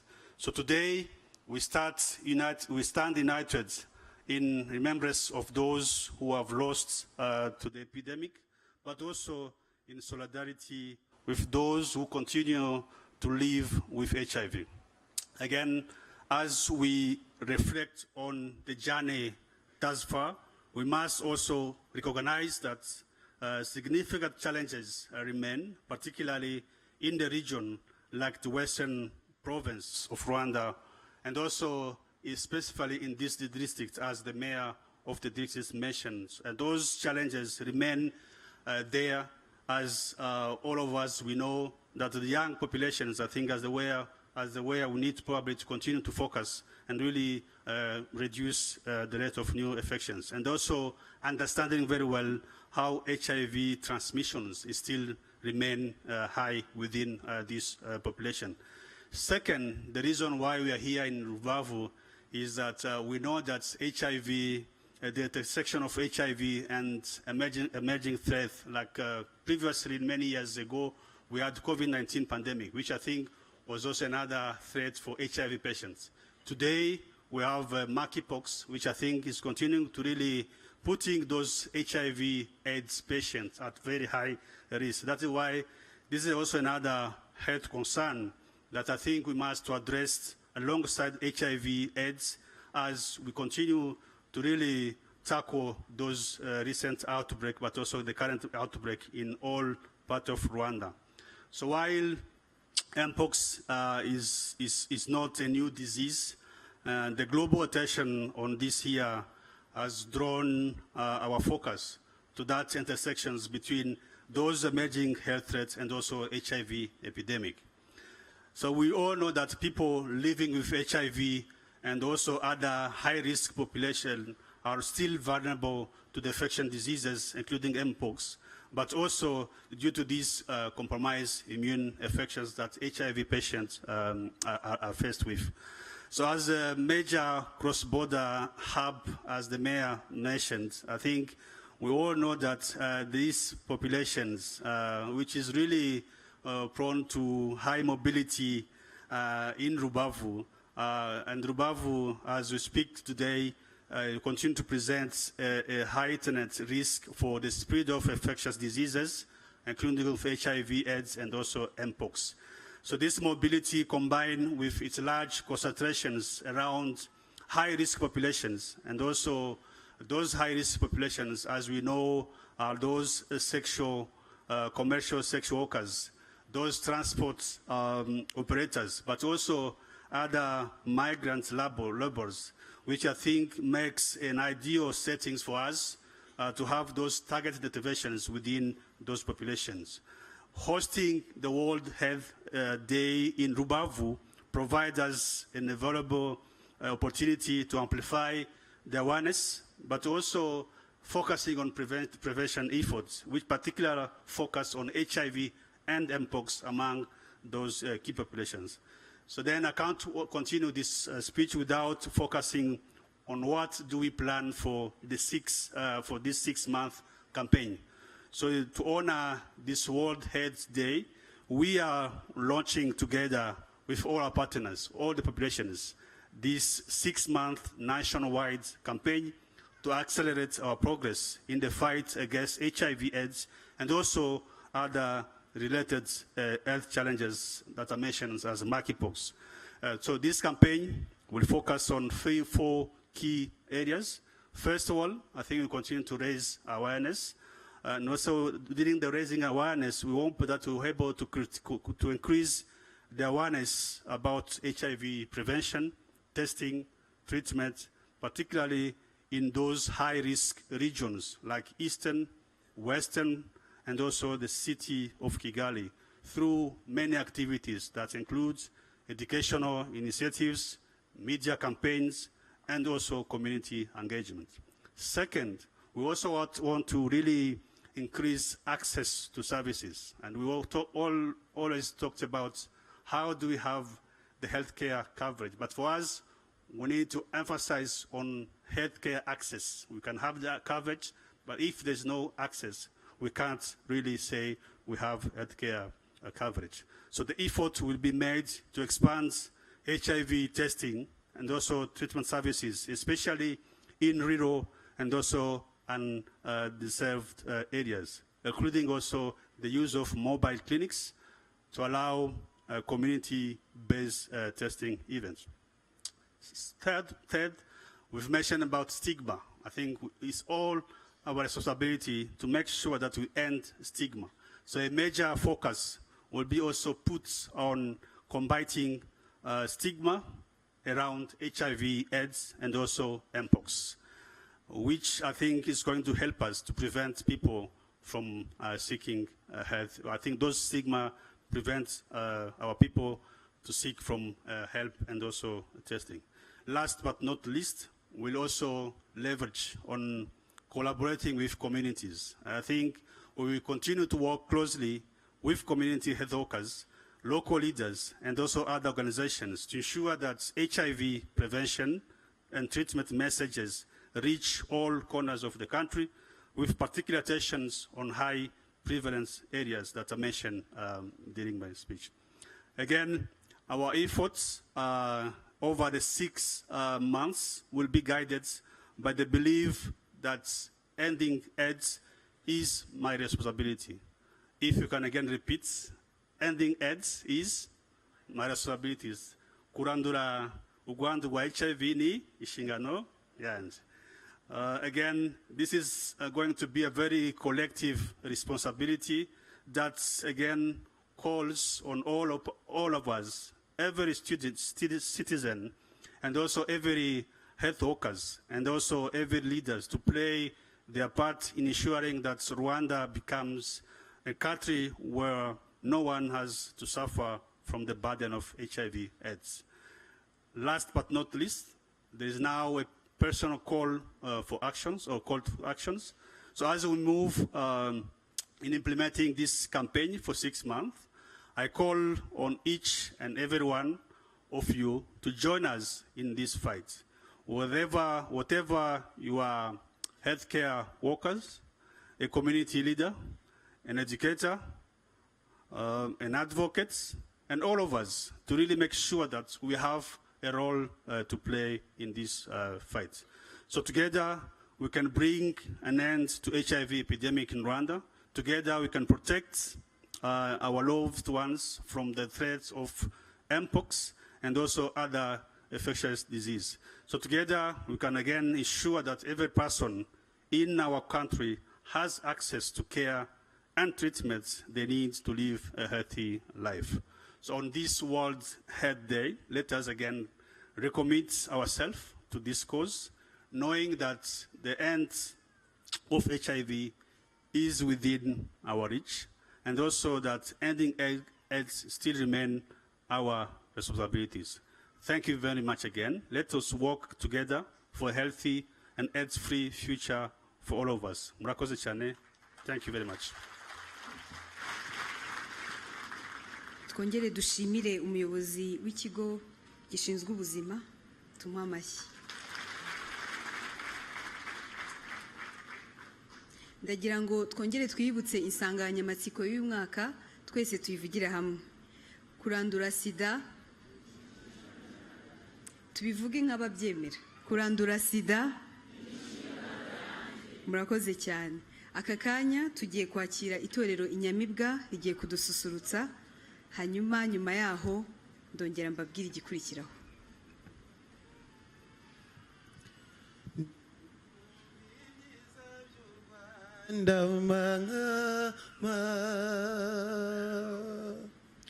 Reka mahama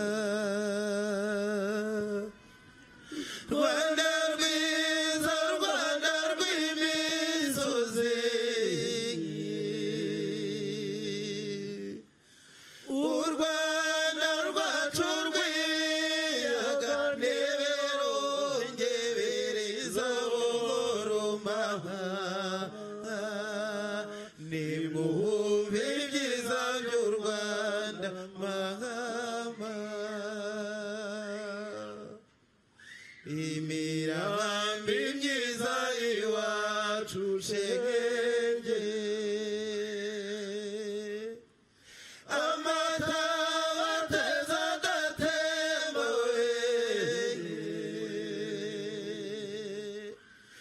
ibibaya bikiri inyange ku mugoroba inyana zitangashye mahama nimuhumbe ibyiza by'u Rwanda mahama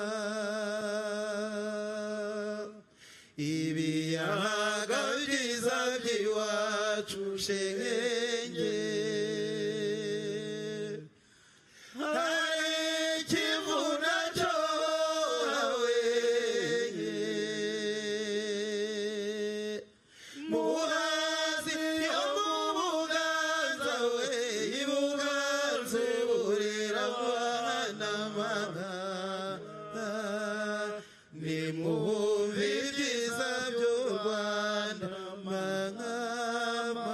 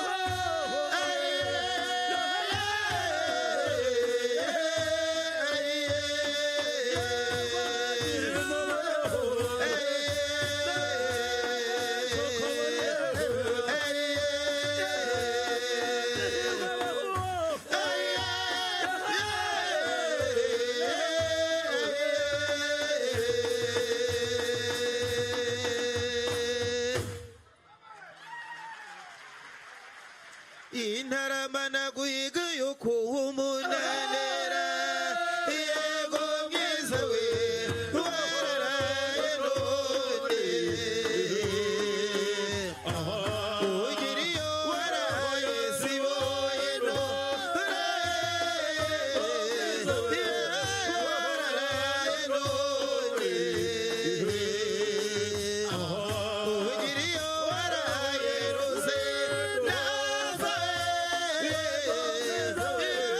wararaye none mugabo wazindaje nyirana konze wararaye none iyamaze ndaje ijoro n'umunsi wararaye none amuze ndaze ijoro jegeze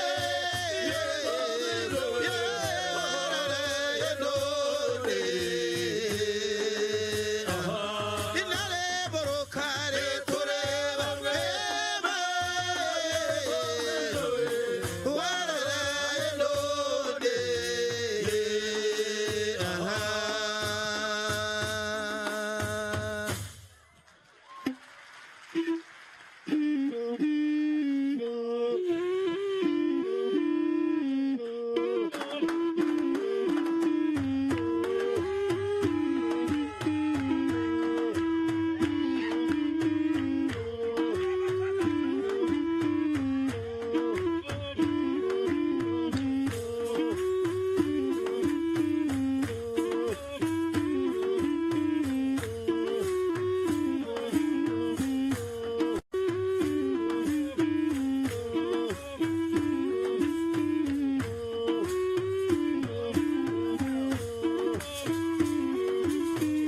izi ni inyamibwa z'u Rwanda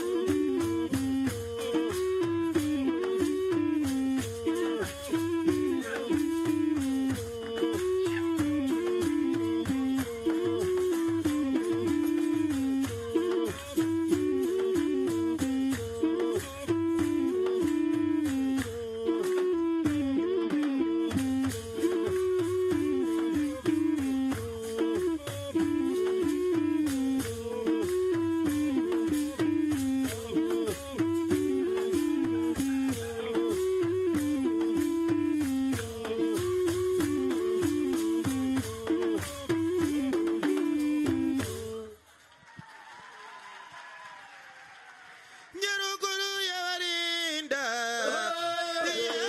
y'abarinda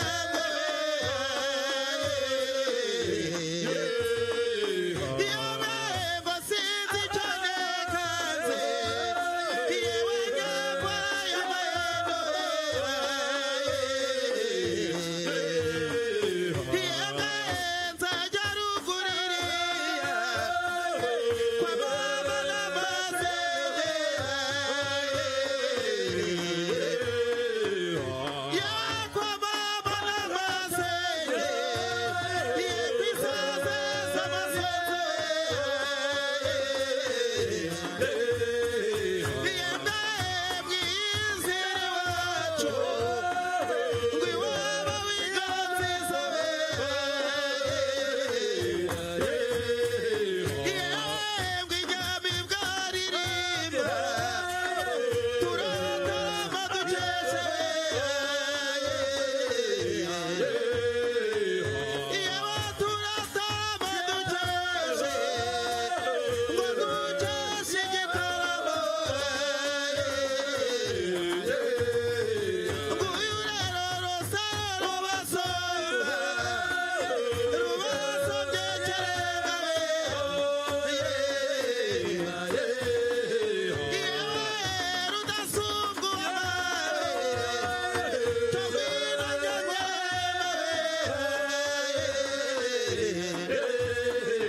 yewe abeza barira narira rangenga bakona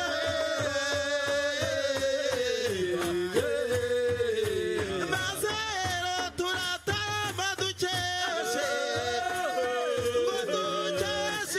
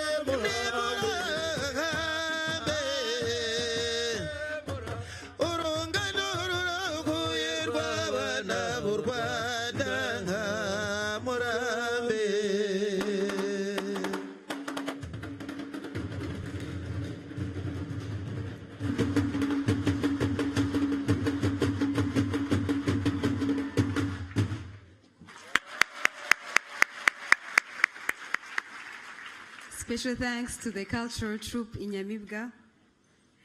In our culture, in Rwanda, when we are happy, when we have guests, we dance. And the last song that they ended with, they were singing Kuramba, which is long live. So they're wishing us all to have a long life. Thank you so much. Next on our agenda, we're going to have, I'll need your attention. We're going to receive a testimony from someone who is very brave to share the journey, to share their life. And I'll need you all to pay attention. The testimony will be in Kinyarwanda, and I hope the person next to our guests will be able to translate. And as he finishes, I will try to summarize.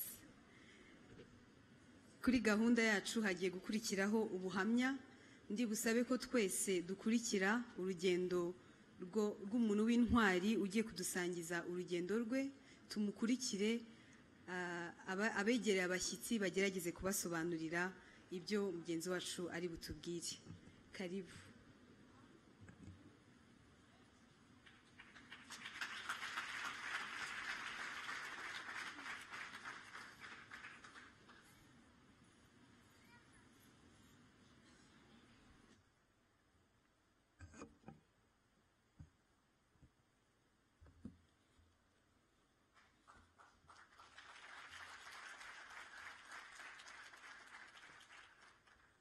Nyakubahwa Minister of Health, umuyobozi wa RBC, abayobozi muhagarariye UNAIDS, n'abandi bafatanyabikorwa n'abatumirwa b'uyu munsi mwaje kwifatanya natwe muri uyu munsi mpuzamahanga wo kurwanya Sida, ndabasuhuje.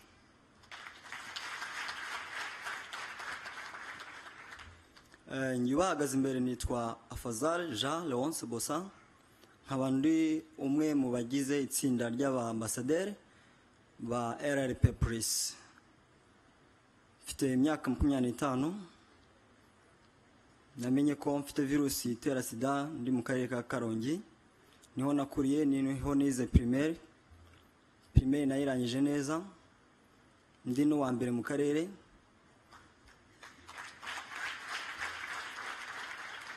Nyuma yaho naje kumenya ko mfite virusi itera Sida, biba ibintu bigoye cyane mu mwaka wa 2012. Maze kumenya ko mfite virusi itera Sida, cyari ikintu kidasanzwe bitewe n'amakuru agiye atandukanye numvaga ko uyifite abapfuye nta gihe abagisigaje kuri isi. Ufite virusi itera Sida igihe yanduye atagifite n'imbaraga zo gukora, nacitse intege zikomeye cyane. Ndetse ntago nahise ntangira gufata imiti, ahubwo navuze n'ubundi kwifata nkapfa ntacyo byo bimaze. Kwifata hakazagira umuntu umenya ko mfite virusi bakamakato bizagorana, ngira umuhangayiko ukomeye cyane.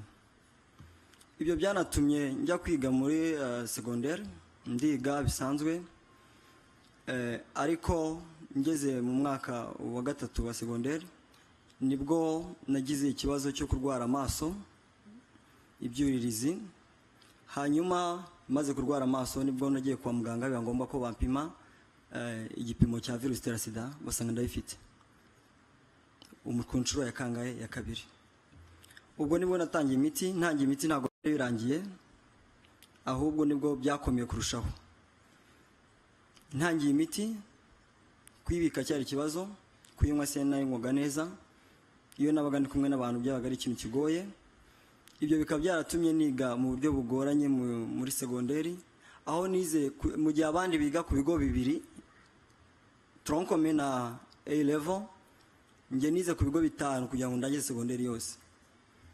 It was like I don't know how I can identify this, but byari bigoye kujya kubika imiti mu banyeshuri.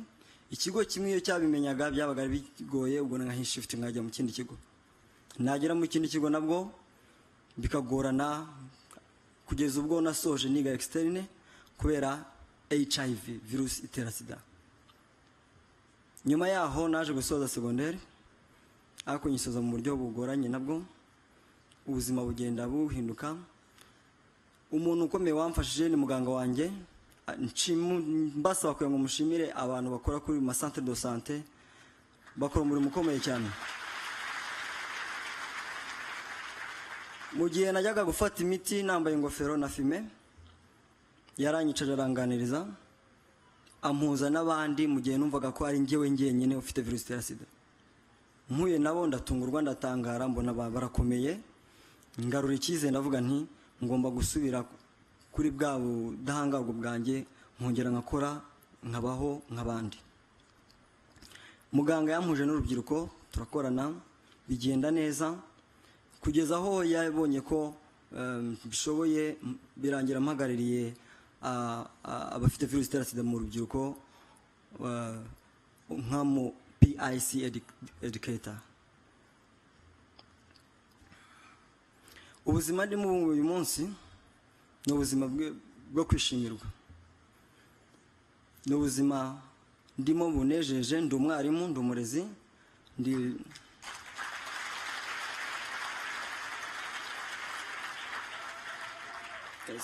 ndi linkage facilitator muri YWCA, nkaba ndi na youth ambassador muri LLP Plus. Murumva ko ni ubuzima bwiza. Ikirenze kuri ibyo, ndi youth ambassador kuri brand ya HIV testing, nk'inkingi ya mbere yo kugira ngo turandure virusi itera sida, ko ari ukubanza kwipimisha ukamenya uko uhagaze. HIV testing brand ambassador. Twebwe nk'ambasaderi turi 30, mu gihe twatangiye turi abantu 16. Ubushobozi bugiye bwiyongera, biba ngombwa ko tubona ko imirimo ari myinshi, batari kubasha kugera ku rubyiruko byoroshye, barabongera tugereze ku bantu 30 mu gihugu cy'u Rwanda. Ntabwo bari mu mujyi wa Kigali gusa, ni mu gihugu hose, bafite inshingano ikomeye cyane yo kufasha no gukora ubuvugizi no kuganiriza urubyiruko kugira ngo turandure iyi virusi itera sida mu rubyiruko, cyane cyane ko ariho iri nyinshi.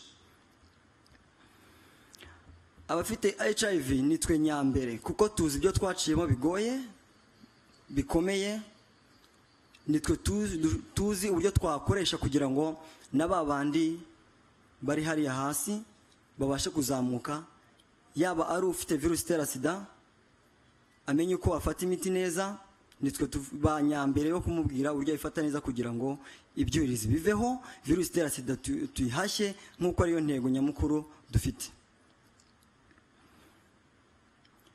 Inama nagira abajene bagenzi banjye, mbere na mbere ni ukwikunda, bagakunda ubuzima bwabo. Ufite virusi itera sida ntabwo ubuzima aba bubuze, ntabwo aba birangiye. Ikindi gikomeye cya mbere ni ukwipimisha HIV testing. Niba uri umusirimu, uri umujene, nabonye harimo abanyeshuri, ukaba wicaye utazi ko uhagaze, menya ngo hari akantu kari kubura. HIV testing, ipimishe, nusanga ufite virusi itera sida ipimishe nusanga ufite virusi itera sida wumve ko ubuzima bugikomeje. Imiti irahari, ngira ngo mumfashe dushimire cyane ubuyobozi bwacu RBC leta kubw'imiti ubundi bufasha testing iduha, mumfashe tuyikomera amashyi cyane. Nusanga utaranduye ni amahirwe akomeye, utagomba gupfusha ubusa. Fata umwanya wawe, fata igihe witekereza uvuga uti mfashe umwanzuro. Hari uburyo bwinshi cyane bwa use of condom, uburyo bwo kwifata, wirinde virusi itera sida. Hari akantu bajya bibeshya, imiti n'ubuntu nibyo ku masante de santé yose, ariko kugira ngo umuntu ufite virusi itera sida abeho neza iriya miti barayigura. Wivuga ngo bazabona imiti biroroshye kuko ari amafaranga bayakoresha ibindi bibyara inyungu, yatugira umusaruro nk'urubyiruko.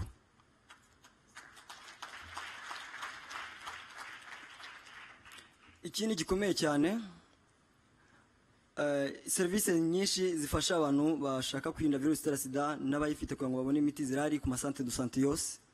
Ikwegereye yigereho. Umva bikugoye utafite umwanya wo kuba wajyayo cyangwa ufite isoni, ndabizi ko benshi muri society nyarwanda yacu niko imeze, but iyo bavuze ko ufite virusi itera sida batavuga ati ni ubusambanyi niki, ariko niba uvuga ufite ubwoba, ufite isoni, hari umurongo utishyurwa dukoresha muri RRP Plus 1245 wawuhamagara bakagufasha ukabasobanuza ikibazo cyose ushaka mu ibanga rikomeye cyane, ubuzima bwawe bukagenda neza ukabaho nk'abandi ukomeye.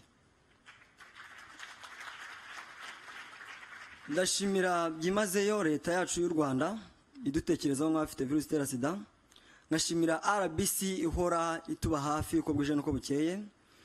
Nkashimira by'umwihariko umubyeyi wacu RRP Plus utuba hafi utuganiriza, nk'abambasaderi by'umwihariko nibahaguruka ambasaderi bose. Turashimira cyane RRP Plus,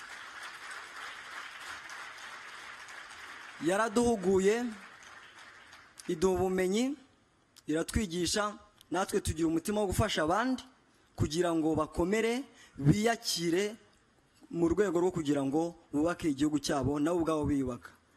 Niyo mpamvu nshimira RP Plus kuba ikomeza gukora ubuvugizi. Dufite byinshi cyane byo gukora mu minsi iri imbere. Dufite amezi ngira ngo 6 y'ubukangurambaga kuri HIV. Ni igihe gikomeye cyane tugomba gushyiramo imbaraga dufatanyije n'abandi bafatanyabikorwa bose na RBC. Niyo mpamvu ngira ngo nshimire RP Plus n'abandi bafatanyabikorwa.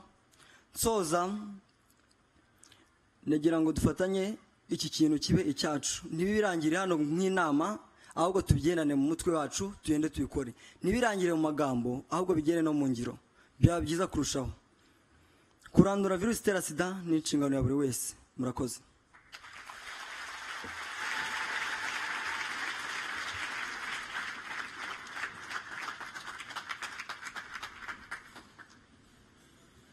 Tumwongera amashyi.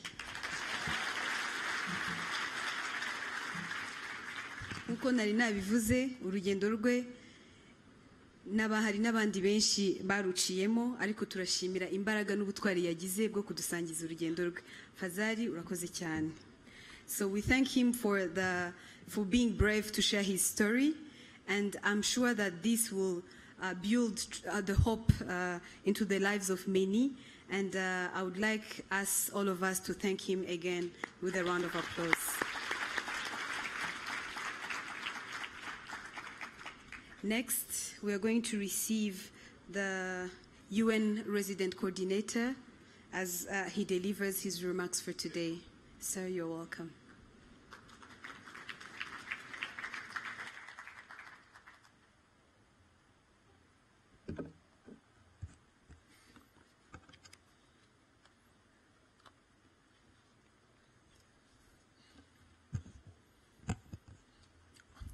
Honorable Minister of Health, Dr. Sada, senior government officials present here. I want to, excuse me, representative of the diplomatic corps, international organizations, representative from CSOs, private sector, media, fellow UN colleagues, ladies and gentlemen, all protocols observed. Muramutse Netza. Nishimie Kwifitanya Numwe Umunsi. I don't know if that made sense. But it's a great honor for me to be here representing the UN family to celebrate the World AIDS Day. I say celebration in recognition of the joint efforts by the government of Rwanda, development partners, and communities in achieving the 2025 global AIDS targets set by the head of states and the UN. As you all know, Rwanda is one of the 7 countries in East and Southern Africa to have achieved these goals ahead of time. And Rwanda's commitment to ensure an enabling policy and legal environment that supports HIV response is very commendable. It's celebrated as one of the few countries that have intentional policies for ending AIDS as a public health threat, and by removing criminal laws that harm people's rights to health. So congratulations to you, Honorable Minister, and esteemed stakeholders here. The UN, together with all development partners, appreciated Rwanda's continued commitment and government leadership to AIDS by 2030, and the very active engagement of civil society in driving the change and influencing policy decisions. And we had the pleasure to really visit many of the stands that showed the joint efforts from so many of you to do this. So please congratulate yourself as well for taking part in this.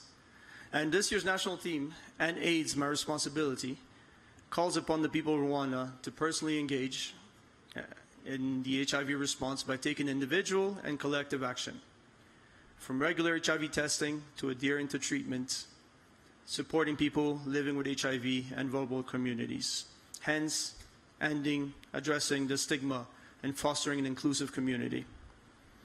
As in the earlier testimony, the success registered by the government of Rwanda could not have been possible without the engagement and active involvement of the communities. And we applaud this engagement, commit our continued support as a UN family to ensure that communities stay at the center of HIV response. Honorable Minister, you have been leading HIV response throughout your career. I have no doubt that this experience has tremendously contributed to the ongoing response to the pandemics, including the Marburg disease, which we're going through. Under your leadership, Rwanda has set exemplary response and preparedness plan for pandemics with many lessons to share, so congratulations to you. We also commend Rwanda's commitment and progress to start production of vaccines to respond to the vaccine inequity and ensure that to treatment for all, and I'm very confident that will be achieved very soon. While there's not yet vaccine for HIV, it is possible to end AIDS by ensuring access to life-saving treatment as well as adoption and rollout of scaling up of new long-lasting HIV prevention technologies. The ongoing development of HIV sustainability roadmap with the broader framework of health financing will ensure that we can sustain gains made in HIV and ensuring that no one is left behind.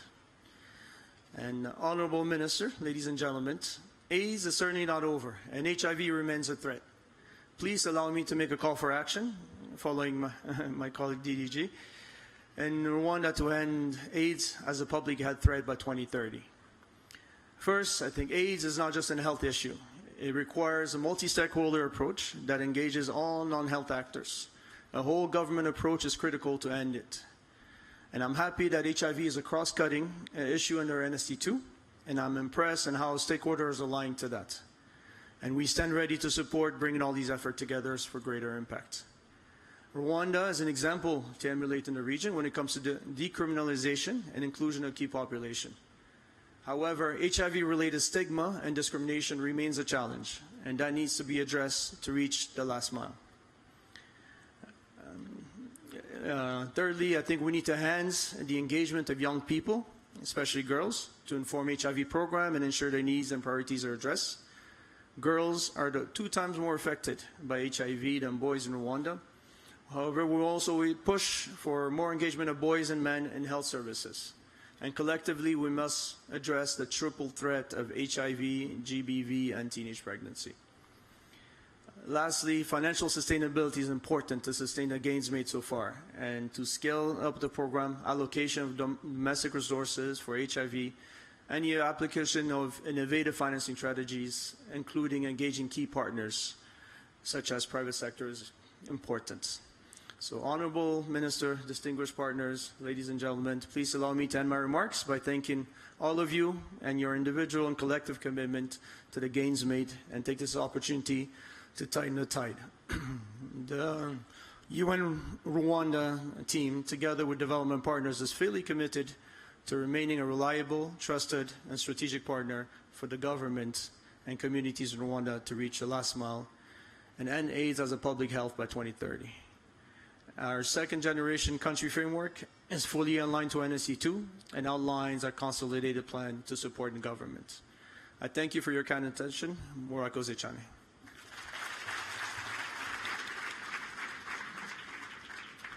Thank you, Mr. Selassie, for your remarks. Next on our agenda, we're going to receive remarks from the U.S. government representative, who is the USAID Mission Director, Madam Kisha.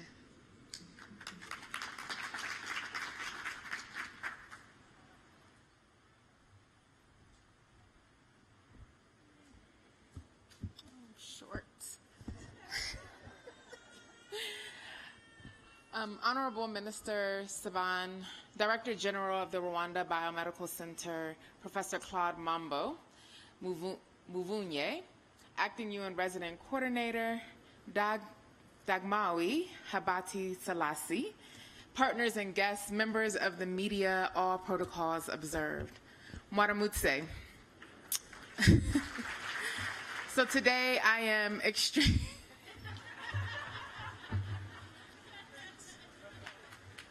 Well,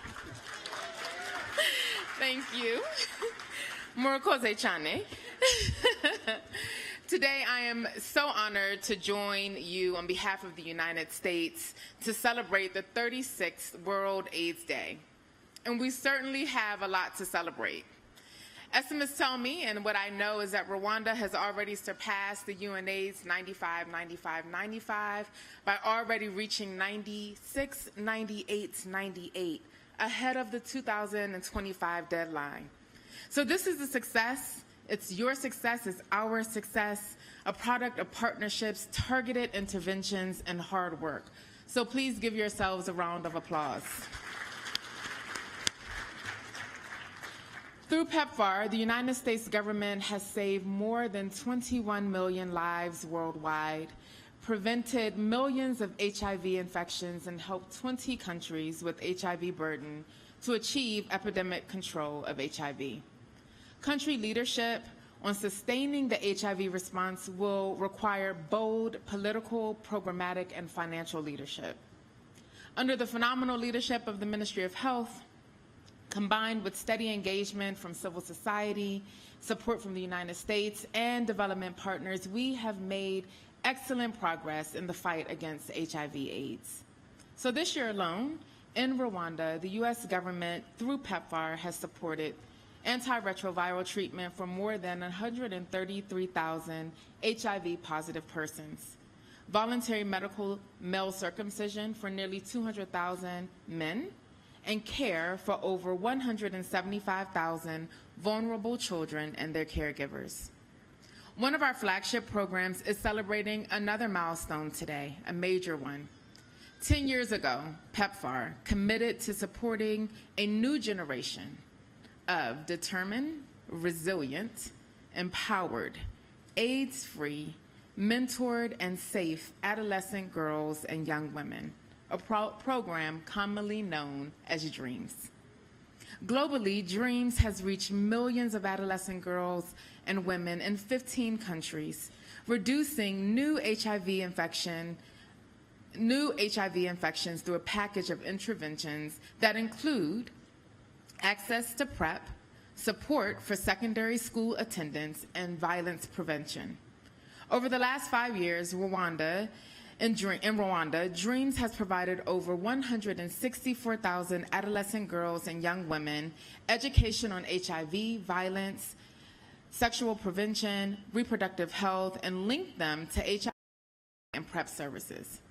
More than 150,000 have received financial literacy training, increasing their financial resilience, and over 10,000 have received support to attend technical and vocational training and startup kits for self-employment. In Rwanda, these activities are implemented through 3 U.S. government institutions.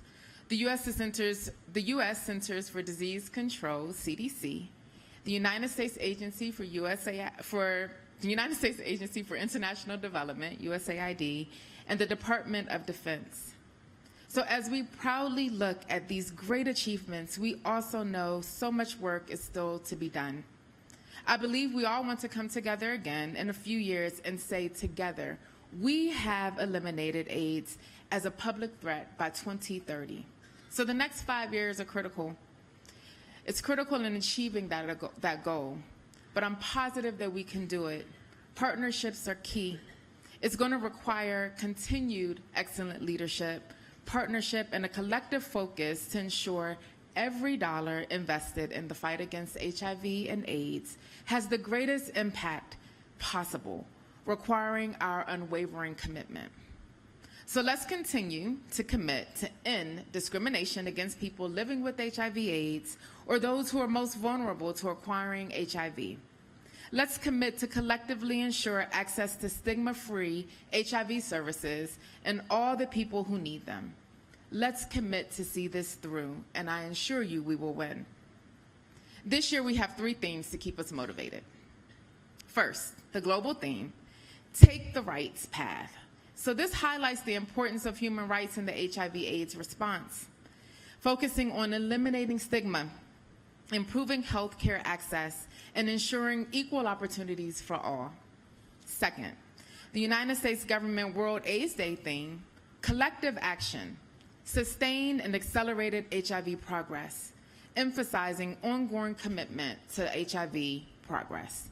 And third, the Rwandan national theme, End AIDS, My Responsibility, calls for collective action from all citizens with a focus on youth involvement in the HIV response. These valuable themes guide the partnership of the United States government, the government of Rwanda, and keep us focused on the shared goal of ending AIDS. So today, let's celebrate. Let's celebrate, and as my colleagues have already stated, it's a call to action.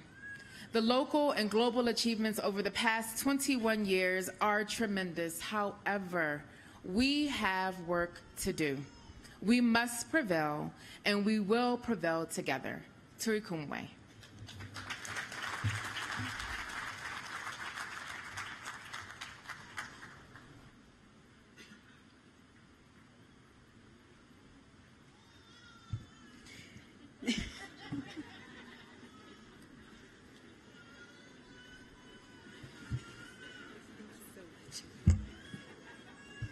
So being told it's everyone's responsibility.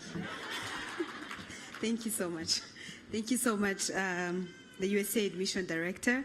At this moment, we are going to hear from our guest of honor, Honorable Minister of Health. Aka kanya tugiye kumva ubutumwa bw'umushyitsi mukuru yaduteganyije kuri uyu munsi, Nyakubahwa Minisitiri w'Ubuzima.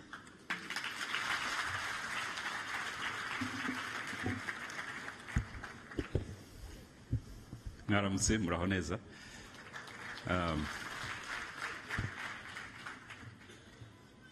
It's a very interesting venue. It's beautiful. Mayor, congratulations. Irubavu mufite ahantu heza cyane. Twishimiye kuza aha ngaha kwifatanya namwe. Natwe twese ko twabitangiye ejo kurwanya indwara, ariko n'iyi nzu namenye ko ushobora kuba ariyo nama ihabereye nini bwa mbere, ubwo turanayitashye.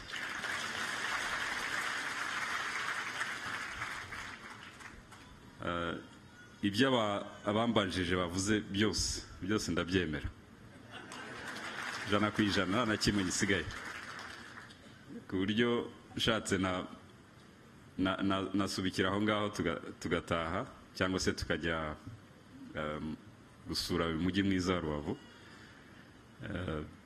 Ni byiza yuko tudakorera uyu munsi Kigali gusa, ahubwo tuza n'ahandi mu gihugu hose, kuko iki cyorezo ntago kiri mu mujyi wa Kigali gusa. Kuba tugenda twimuka hose ni no guha imbaraga n'abakorera kure, bafite ibikorwa twasuye mu kanya bakorera mu turere twose kugira ngo tubonereho umwanya wo kubashimira kubabwira ko tubari inyuma kandi turi timu imwe ikipe imwe kandi ikipe itsinda. Ibikurikiraho ndaza kubivuga mu cyongereza ubwo nagira ngo abo dusangiye ururimi n'abakiri kurwiga Kinyarwanda tujye tugiheraho abenshi numvise bari kukimenya ababanje kuvuga buriya nitubaha umwanya nk'umwaka utaha bazaba bakivuga neza cyane kurushaho. So nabo twabashimiye kuba bahaye agaciro ururimi rwacu. So let me switch to English for our partners, but I will end with Kinyarwanda. So I'm always interested in numbers, in data. This kid crying or just talking from the back reminded me 2 weeks ago, my 6-year-old son asked me an interesting question. I was driving him to school and he asked me, "Papa, how many kids are born every day in Rwanda?" Because he knows that I always talk about numbers and I can help him with his homework. He thinks I know statistics very well, but I didn't have the number with me. Then like any other parent, you try to bring another topic, but at the same time searching for numbers. So that's what I did basically. To be honest, I said, let's go to school. I found the number. It's a crazy traffic. Let's get there. I will tell you. He kept asking. Then when I went to the parking, I looked at the statistics. Then I answered his question, and he was happy. So, and it's actually an interesting figure that I didn't memorize because when we speak about data on annual basis or big fractions, it doesn't speak as if you put it on a daily basis. So, and the number is every day in Rwanda, the 1,000 babies that are born. Every day, 1,000. And I was also interested to learn how many people. These are people, not just they are babies, but they are people. So every day, 1,000 people are born in Rwanda. Every day, 1,000. Interesting. Then I asked myself, how many people are dying every day in Rwanda? And I looked also at that statistics, putting it a daily basis. 100. 1,000 people are born, 100 people are leaving. So interesting figures. So when I was sitting here, I decided to not read my speech because it was very similar to what others mentioned. And I said, let me put statistics into HIV and see what it means. And I tried to put everything on a daily numbers or fractions so that it is speaking to where we are, where we came from, and where we are heading. So 100 people are dying every day in Rwanda, and 7 of the 100 are people living with HIV, actually dying because of AIDS. If you look at the fact sheet they distributed, you will get this number. So 7 out of 100 people dying every day in Rwanda is because of AIDS. Could be other confounding factors. Statisticians are here, maybe they start to ask questions, but this is a fact. 7 people dying every day because of AIDS. It means AIDS is still a problem. We're still dealing with a serious problem. However, I looked at the number 10 years ago. It was almost 3 times. actually more than 3 times. So that time it was more than 20 people dying every day because of AIDS. We moved from 20 on a daily basis to 7. It's a progress, but it's still very high. It's a very high number. Compared to other cause of death that will make the 100 a day. Now I looked at also the new infections. So on a daily basis in Rwanda, there are 9 new infections.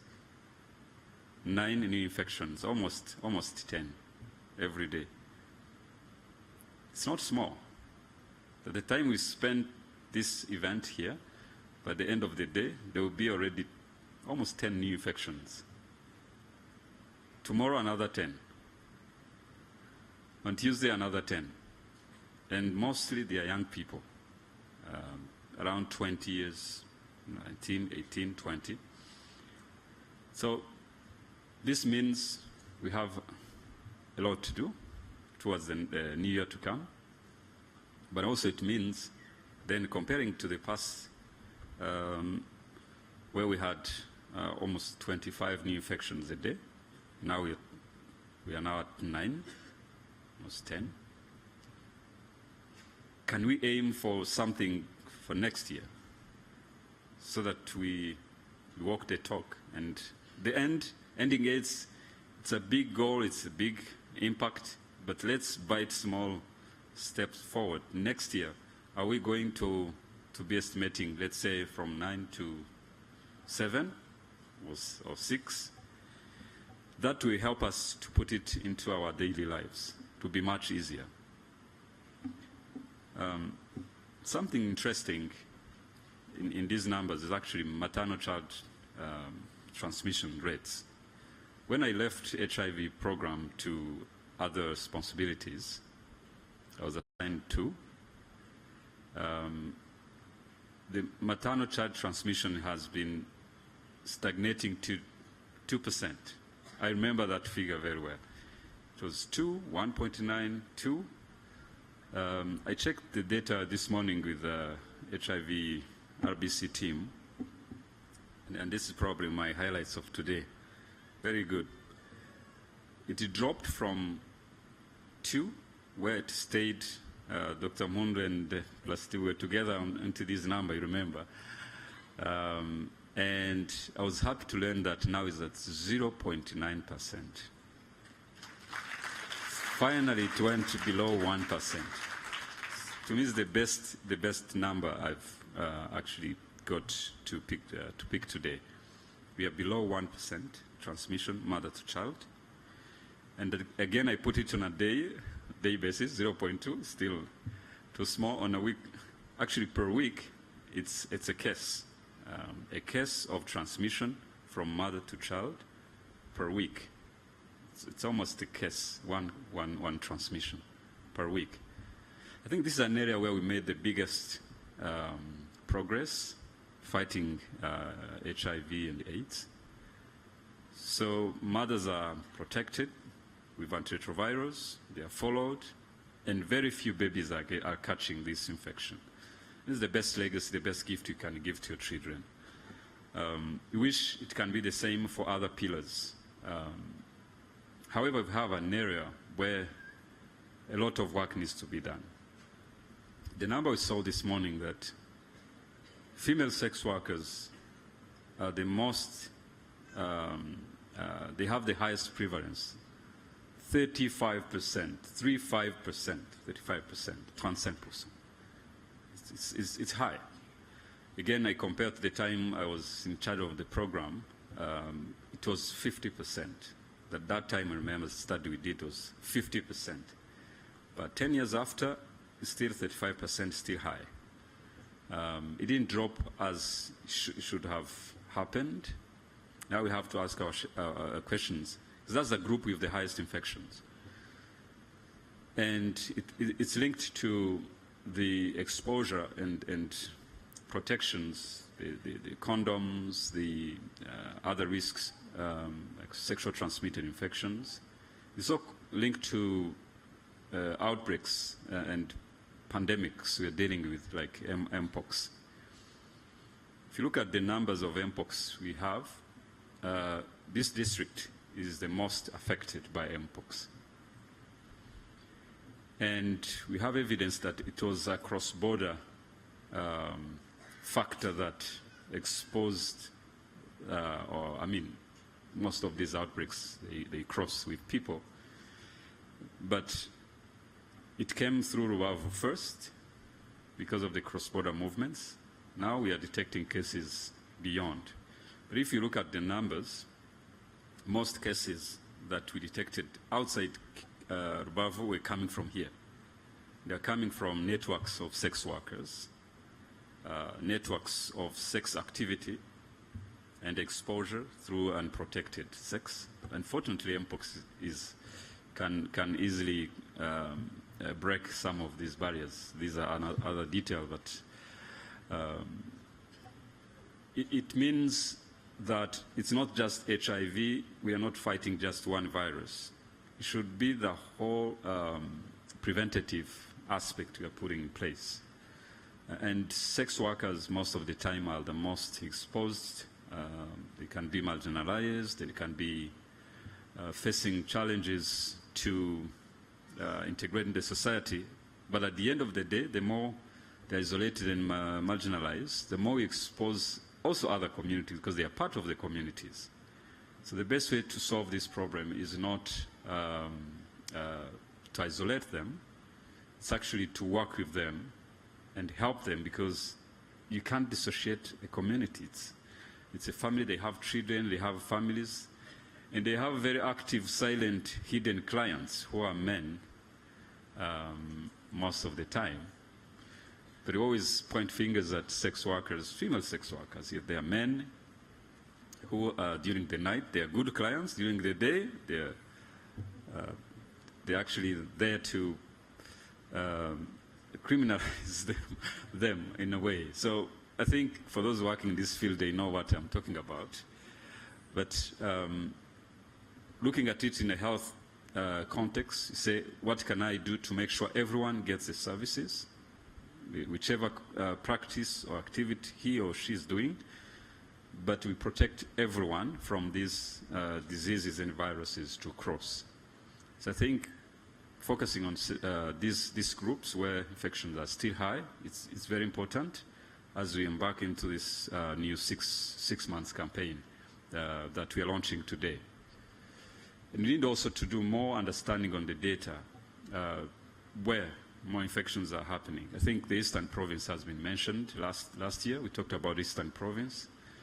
This year we are seeing more of these co-infections, HIV, Mpox, and we are also seeing issues like NCDs, non-communicable diseases, hypertension, diabetes, and cancer that are probably linked to the lifestyle of all of us, but also a lifestyle for those who are receiving certain type of medications that will probably need to be understood and studied. We talked about this during the visits. So knowing all this is very, very important for the future, even for the present, of the response to HIV and the other diseases. So I have one more data to talk about before I can make a message.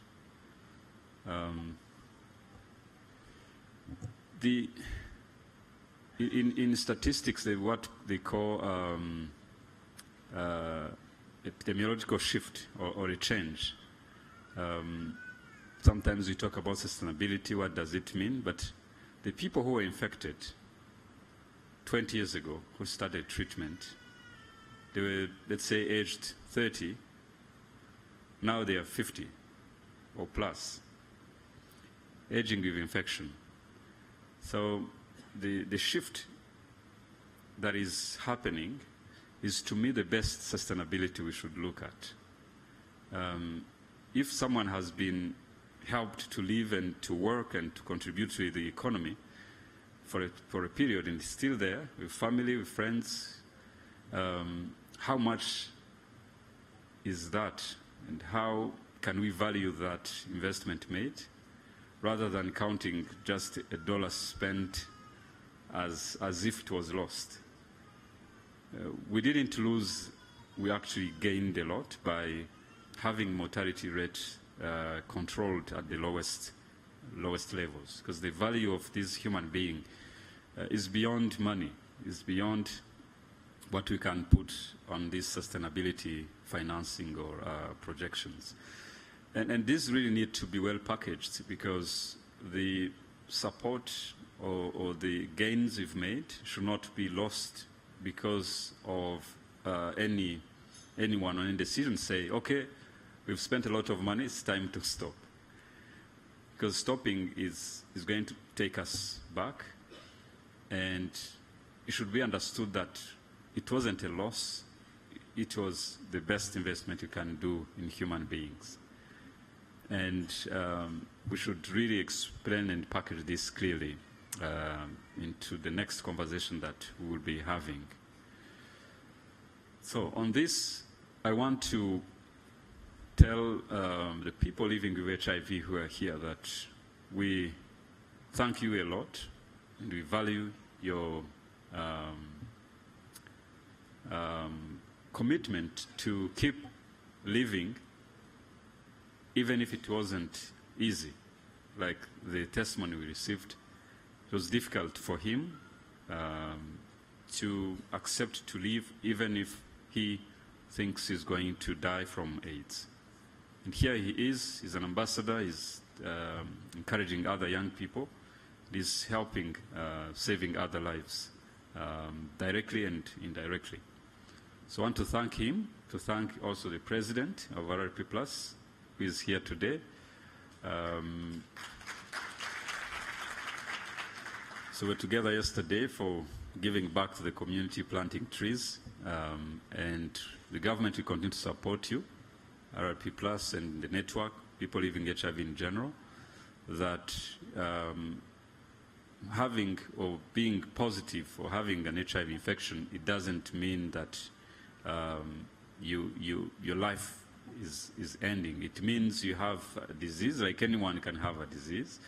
And then you deserve to be treated, and you deserve to be respected, and you continue to contribute to your family, to your country, and to the world. So that is very important, and the stigma should not be there. We should fight stigma. We should fight self-stigma, because stigma can actually be a problem itself, and can deny someone his rights to live a dignified life and to contribute to your country. So we will continue to work on this all together in this campaign, continue, fight stigma. The best way to fight stigma actually is to expose those or any practice that is bringing back the stigma. So I'd like also to take this moment to thank our partners. It has been 43 years exactly since this virus was described. And from 2003, 2004, we saw a big shift in the way AIDS was a death sentence to HIV being a chronic disease that we can manage because of the global solidarity. There are key actors who made this happen, and I want to mention some of the transformational or key programs that really made things change, and we're seeing it, and we want to continue together. Number one is PEPFAR, and the PEPFAR coordinator is here. So PEPFAR has been probably the best investment in health in the world, that has helped people to live better and even make this shift from a death sentence to a chronic disease, a disease of wellness, like we used to say. So really want to thank you, PEPFAR, and also all the implementers through PEPFAR programs that we've the money invested, the people, the lives saved, we can see the result through the testimonies we've had today. Second is the Global Fund. The Global Fund also played a key role in transforming this journey, these numbers we talked about, the investment made, and they both actually started almost the same time, 2003, 2004, with different programs, different grants. And we see the trend is positive. Whoever worked in this field, in these programs, you know what it means, from testing, from treatment, from follow-up, from advocacy, from a lot, education, and also other health system strengthening that were later on being implemented. I want also to thank UNAIDS. UNAIDS has been a key political voice globally, putting all the countries together to consider this as a serious issue for the world. So thank you for all you have done from day one until now to make sure that we don't lose focus to what we do from United Nations perspective, as well as other UN agencies that what we call UN family that helped to come together not into our specific areas of United Nations programs, but how HIV is cross-cutting and how it should be tackled from all our different investment and coordination. So I can't forget my fellow government institutions, ministries, multi-sectoral coordination, but more importantly, the civil society. You are the beneficiaries. We are all part of the civil society. At the end of the day, the civil society organization, you've played a big role. We really want to thank you also for your work and for your commitment to tell us here, it's urgent, let's focus on this, or in other areas where this pandemic has been taking us. So to thank the scientific and medical and health communities. Without nurses, without doctors, without lab scientists, without hospitals, facilities, community health workers, we couldn't have done this so well. So they treated people, they encouraged them, they supported them until they could see this big step being made. So thank you also, doctors, nurses, community health workers. So I want to conclude by asking or committing ourselves to what is next. In the next 6 months, we should be focused on areas where we can make big impact. Number one is to make sure these young people who are being exposed were informed. Communication is key. Dr. Brian was talking about this in our visits, that communicating to this new generation, Gen Z, the new generation, can't be done the same way we're communicating to us or the people before us. We have to adapt to the technology, to the social media, there are many ways these people are communicating, and use them, work with them. That's how we can tell HIV is still there. Someone like you has got it, and that person can speak out. Please, let's prevent more new infections. And awareness without an intervention is a missed opportunity. Always when you communicate, you have to offer a solution. It has to be practical, it has to be accessible, it has to be convenient. If it's a testing, you don't want to go and the health center and queue to be tested, then your result will be there and then the stigma starts. So it has to be provided in a way, if it's a self-test kit, if it's home delivery, if it's something you get from your neighbor or friends, still you get the same result. Then you have who to tell and who to follow. in a confidential way. So ask young people what they want to, what they need, how comfortable they want to see. There we can do our interventions and programming. So that is one. Number two is on treatment. Treatment has been improving, but not as much as we wish. 20 years on antiretrovirals pills every day. Last year, remember, I mentioned it, that we need to shift to long-acting treatment. Long-acting treatment, I heard that we are starting soon from the presentation RBC gave us with injectables, we prep. But what about 6 months in the injection we've all been waiting for?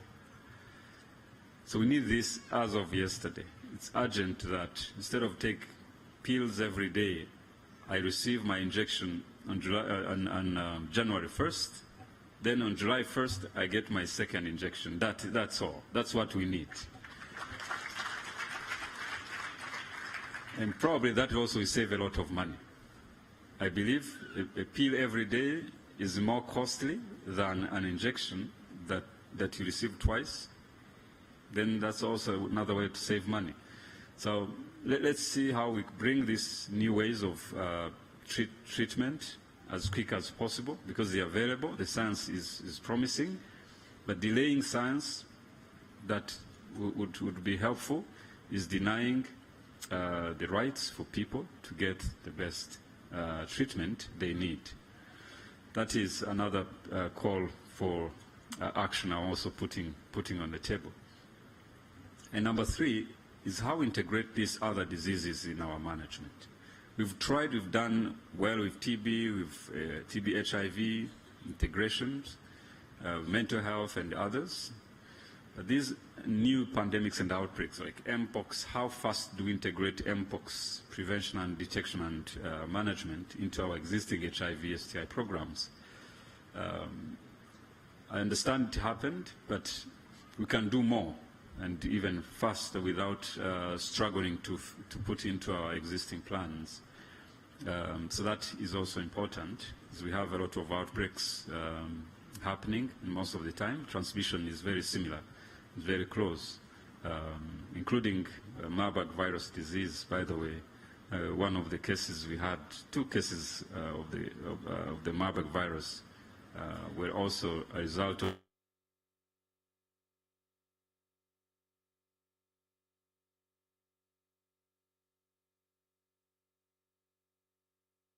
transmission.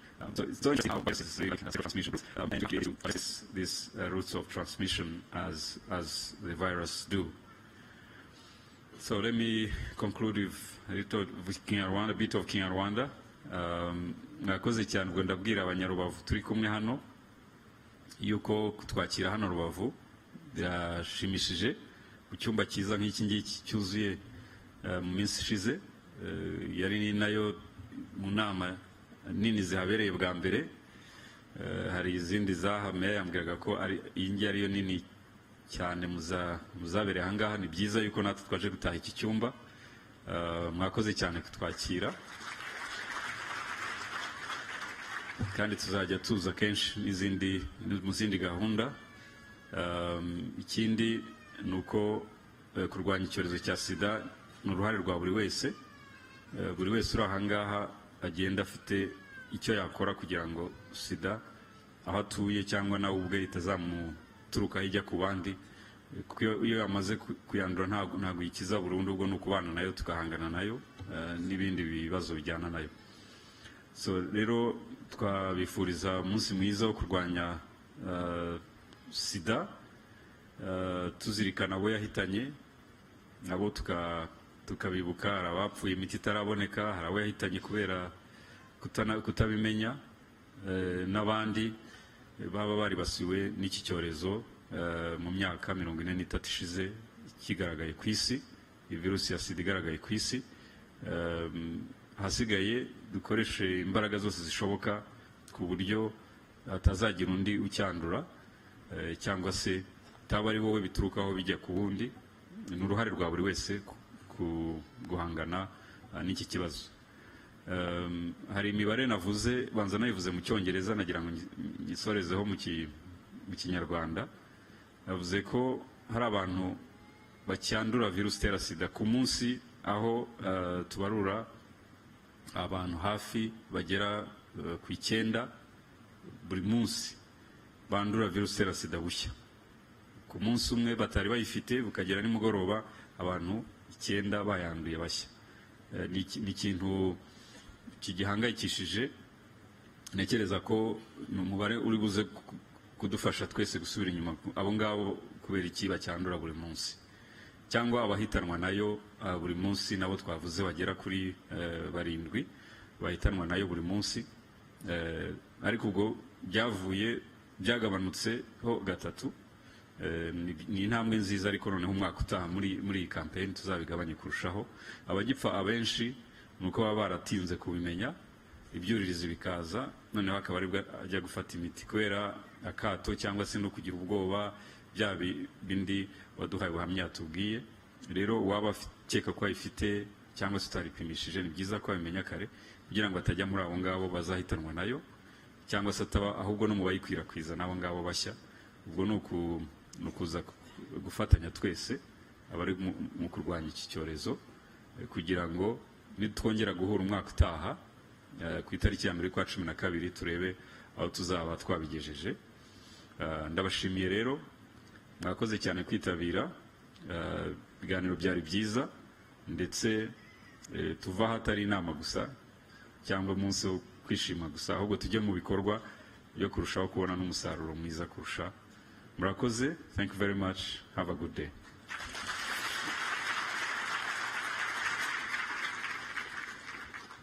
Another round of applause to Honorable Minister for the very insightful remarks for today, which marks the end of today's celebration.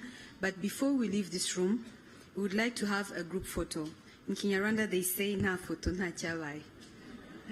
So I will be calling by names those who will join us, and of course they will be representing all of us here for the group photo. And after that, as we leave the room, Inyamibwa will bless us again with the last dance for today. So I'll call Honorable Minister Dr. Saban Sanzimana. I'll call the USAID Mission Director. You join us on stage. Mrs. Kisha Ifyuma. I'll call the UN Resident Coordinator to join us on stage. I'll call the Vice Mayor of Rubavu, Madame Pacifique Ishimwe. I'll call the DG of RBC, Professor Claude, and the Chairperson of RRP+, Madame Sylvie Muneza. Kindly join us on stage for a group photo. As I call Inyamibwa to join us for the last dance. And okay.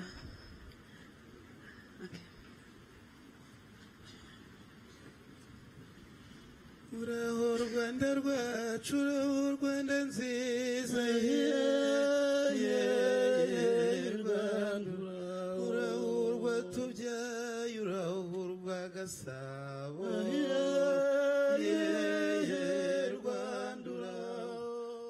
abakurikiye televiziyo Rwanda ndetse na radiyo Rwanda, twababwira ko igikorwa cyo kwizihiza umunsi mpuzamahanga wo kurwanya sida gisojwe kano kanya.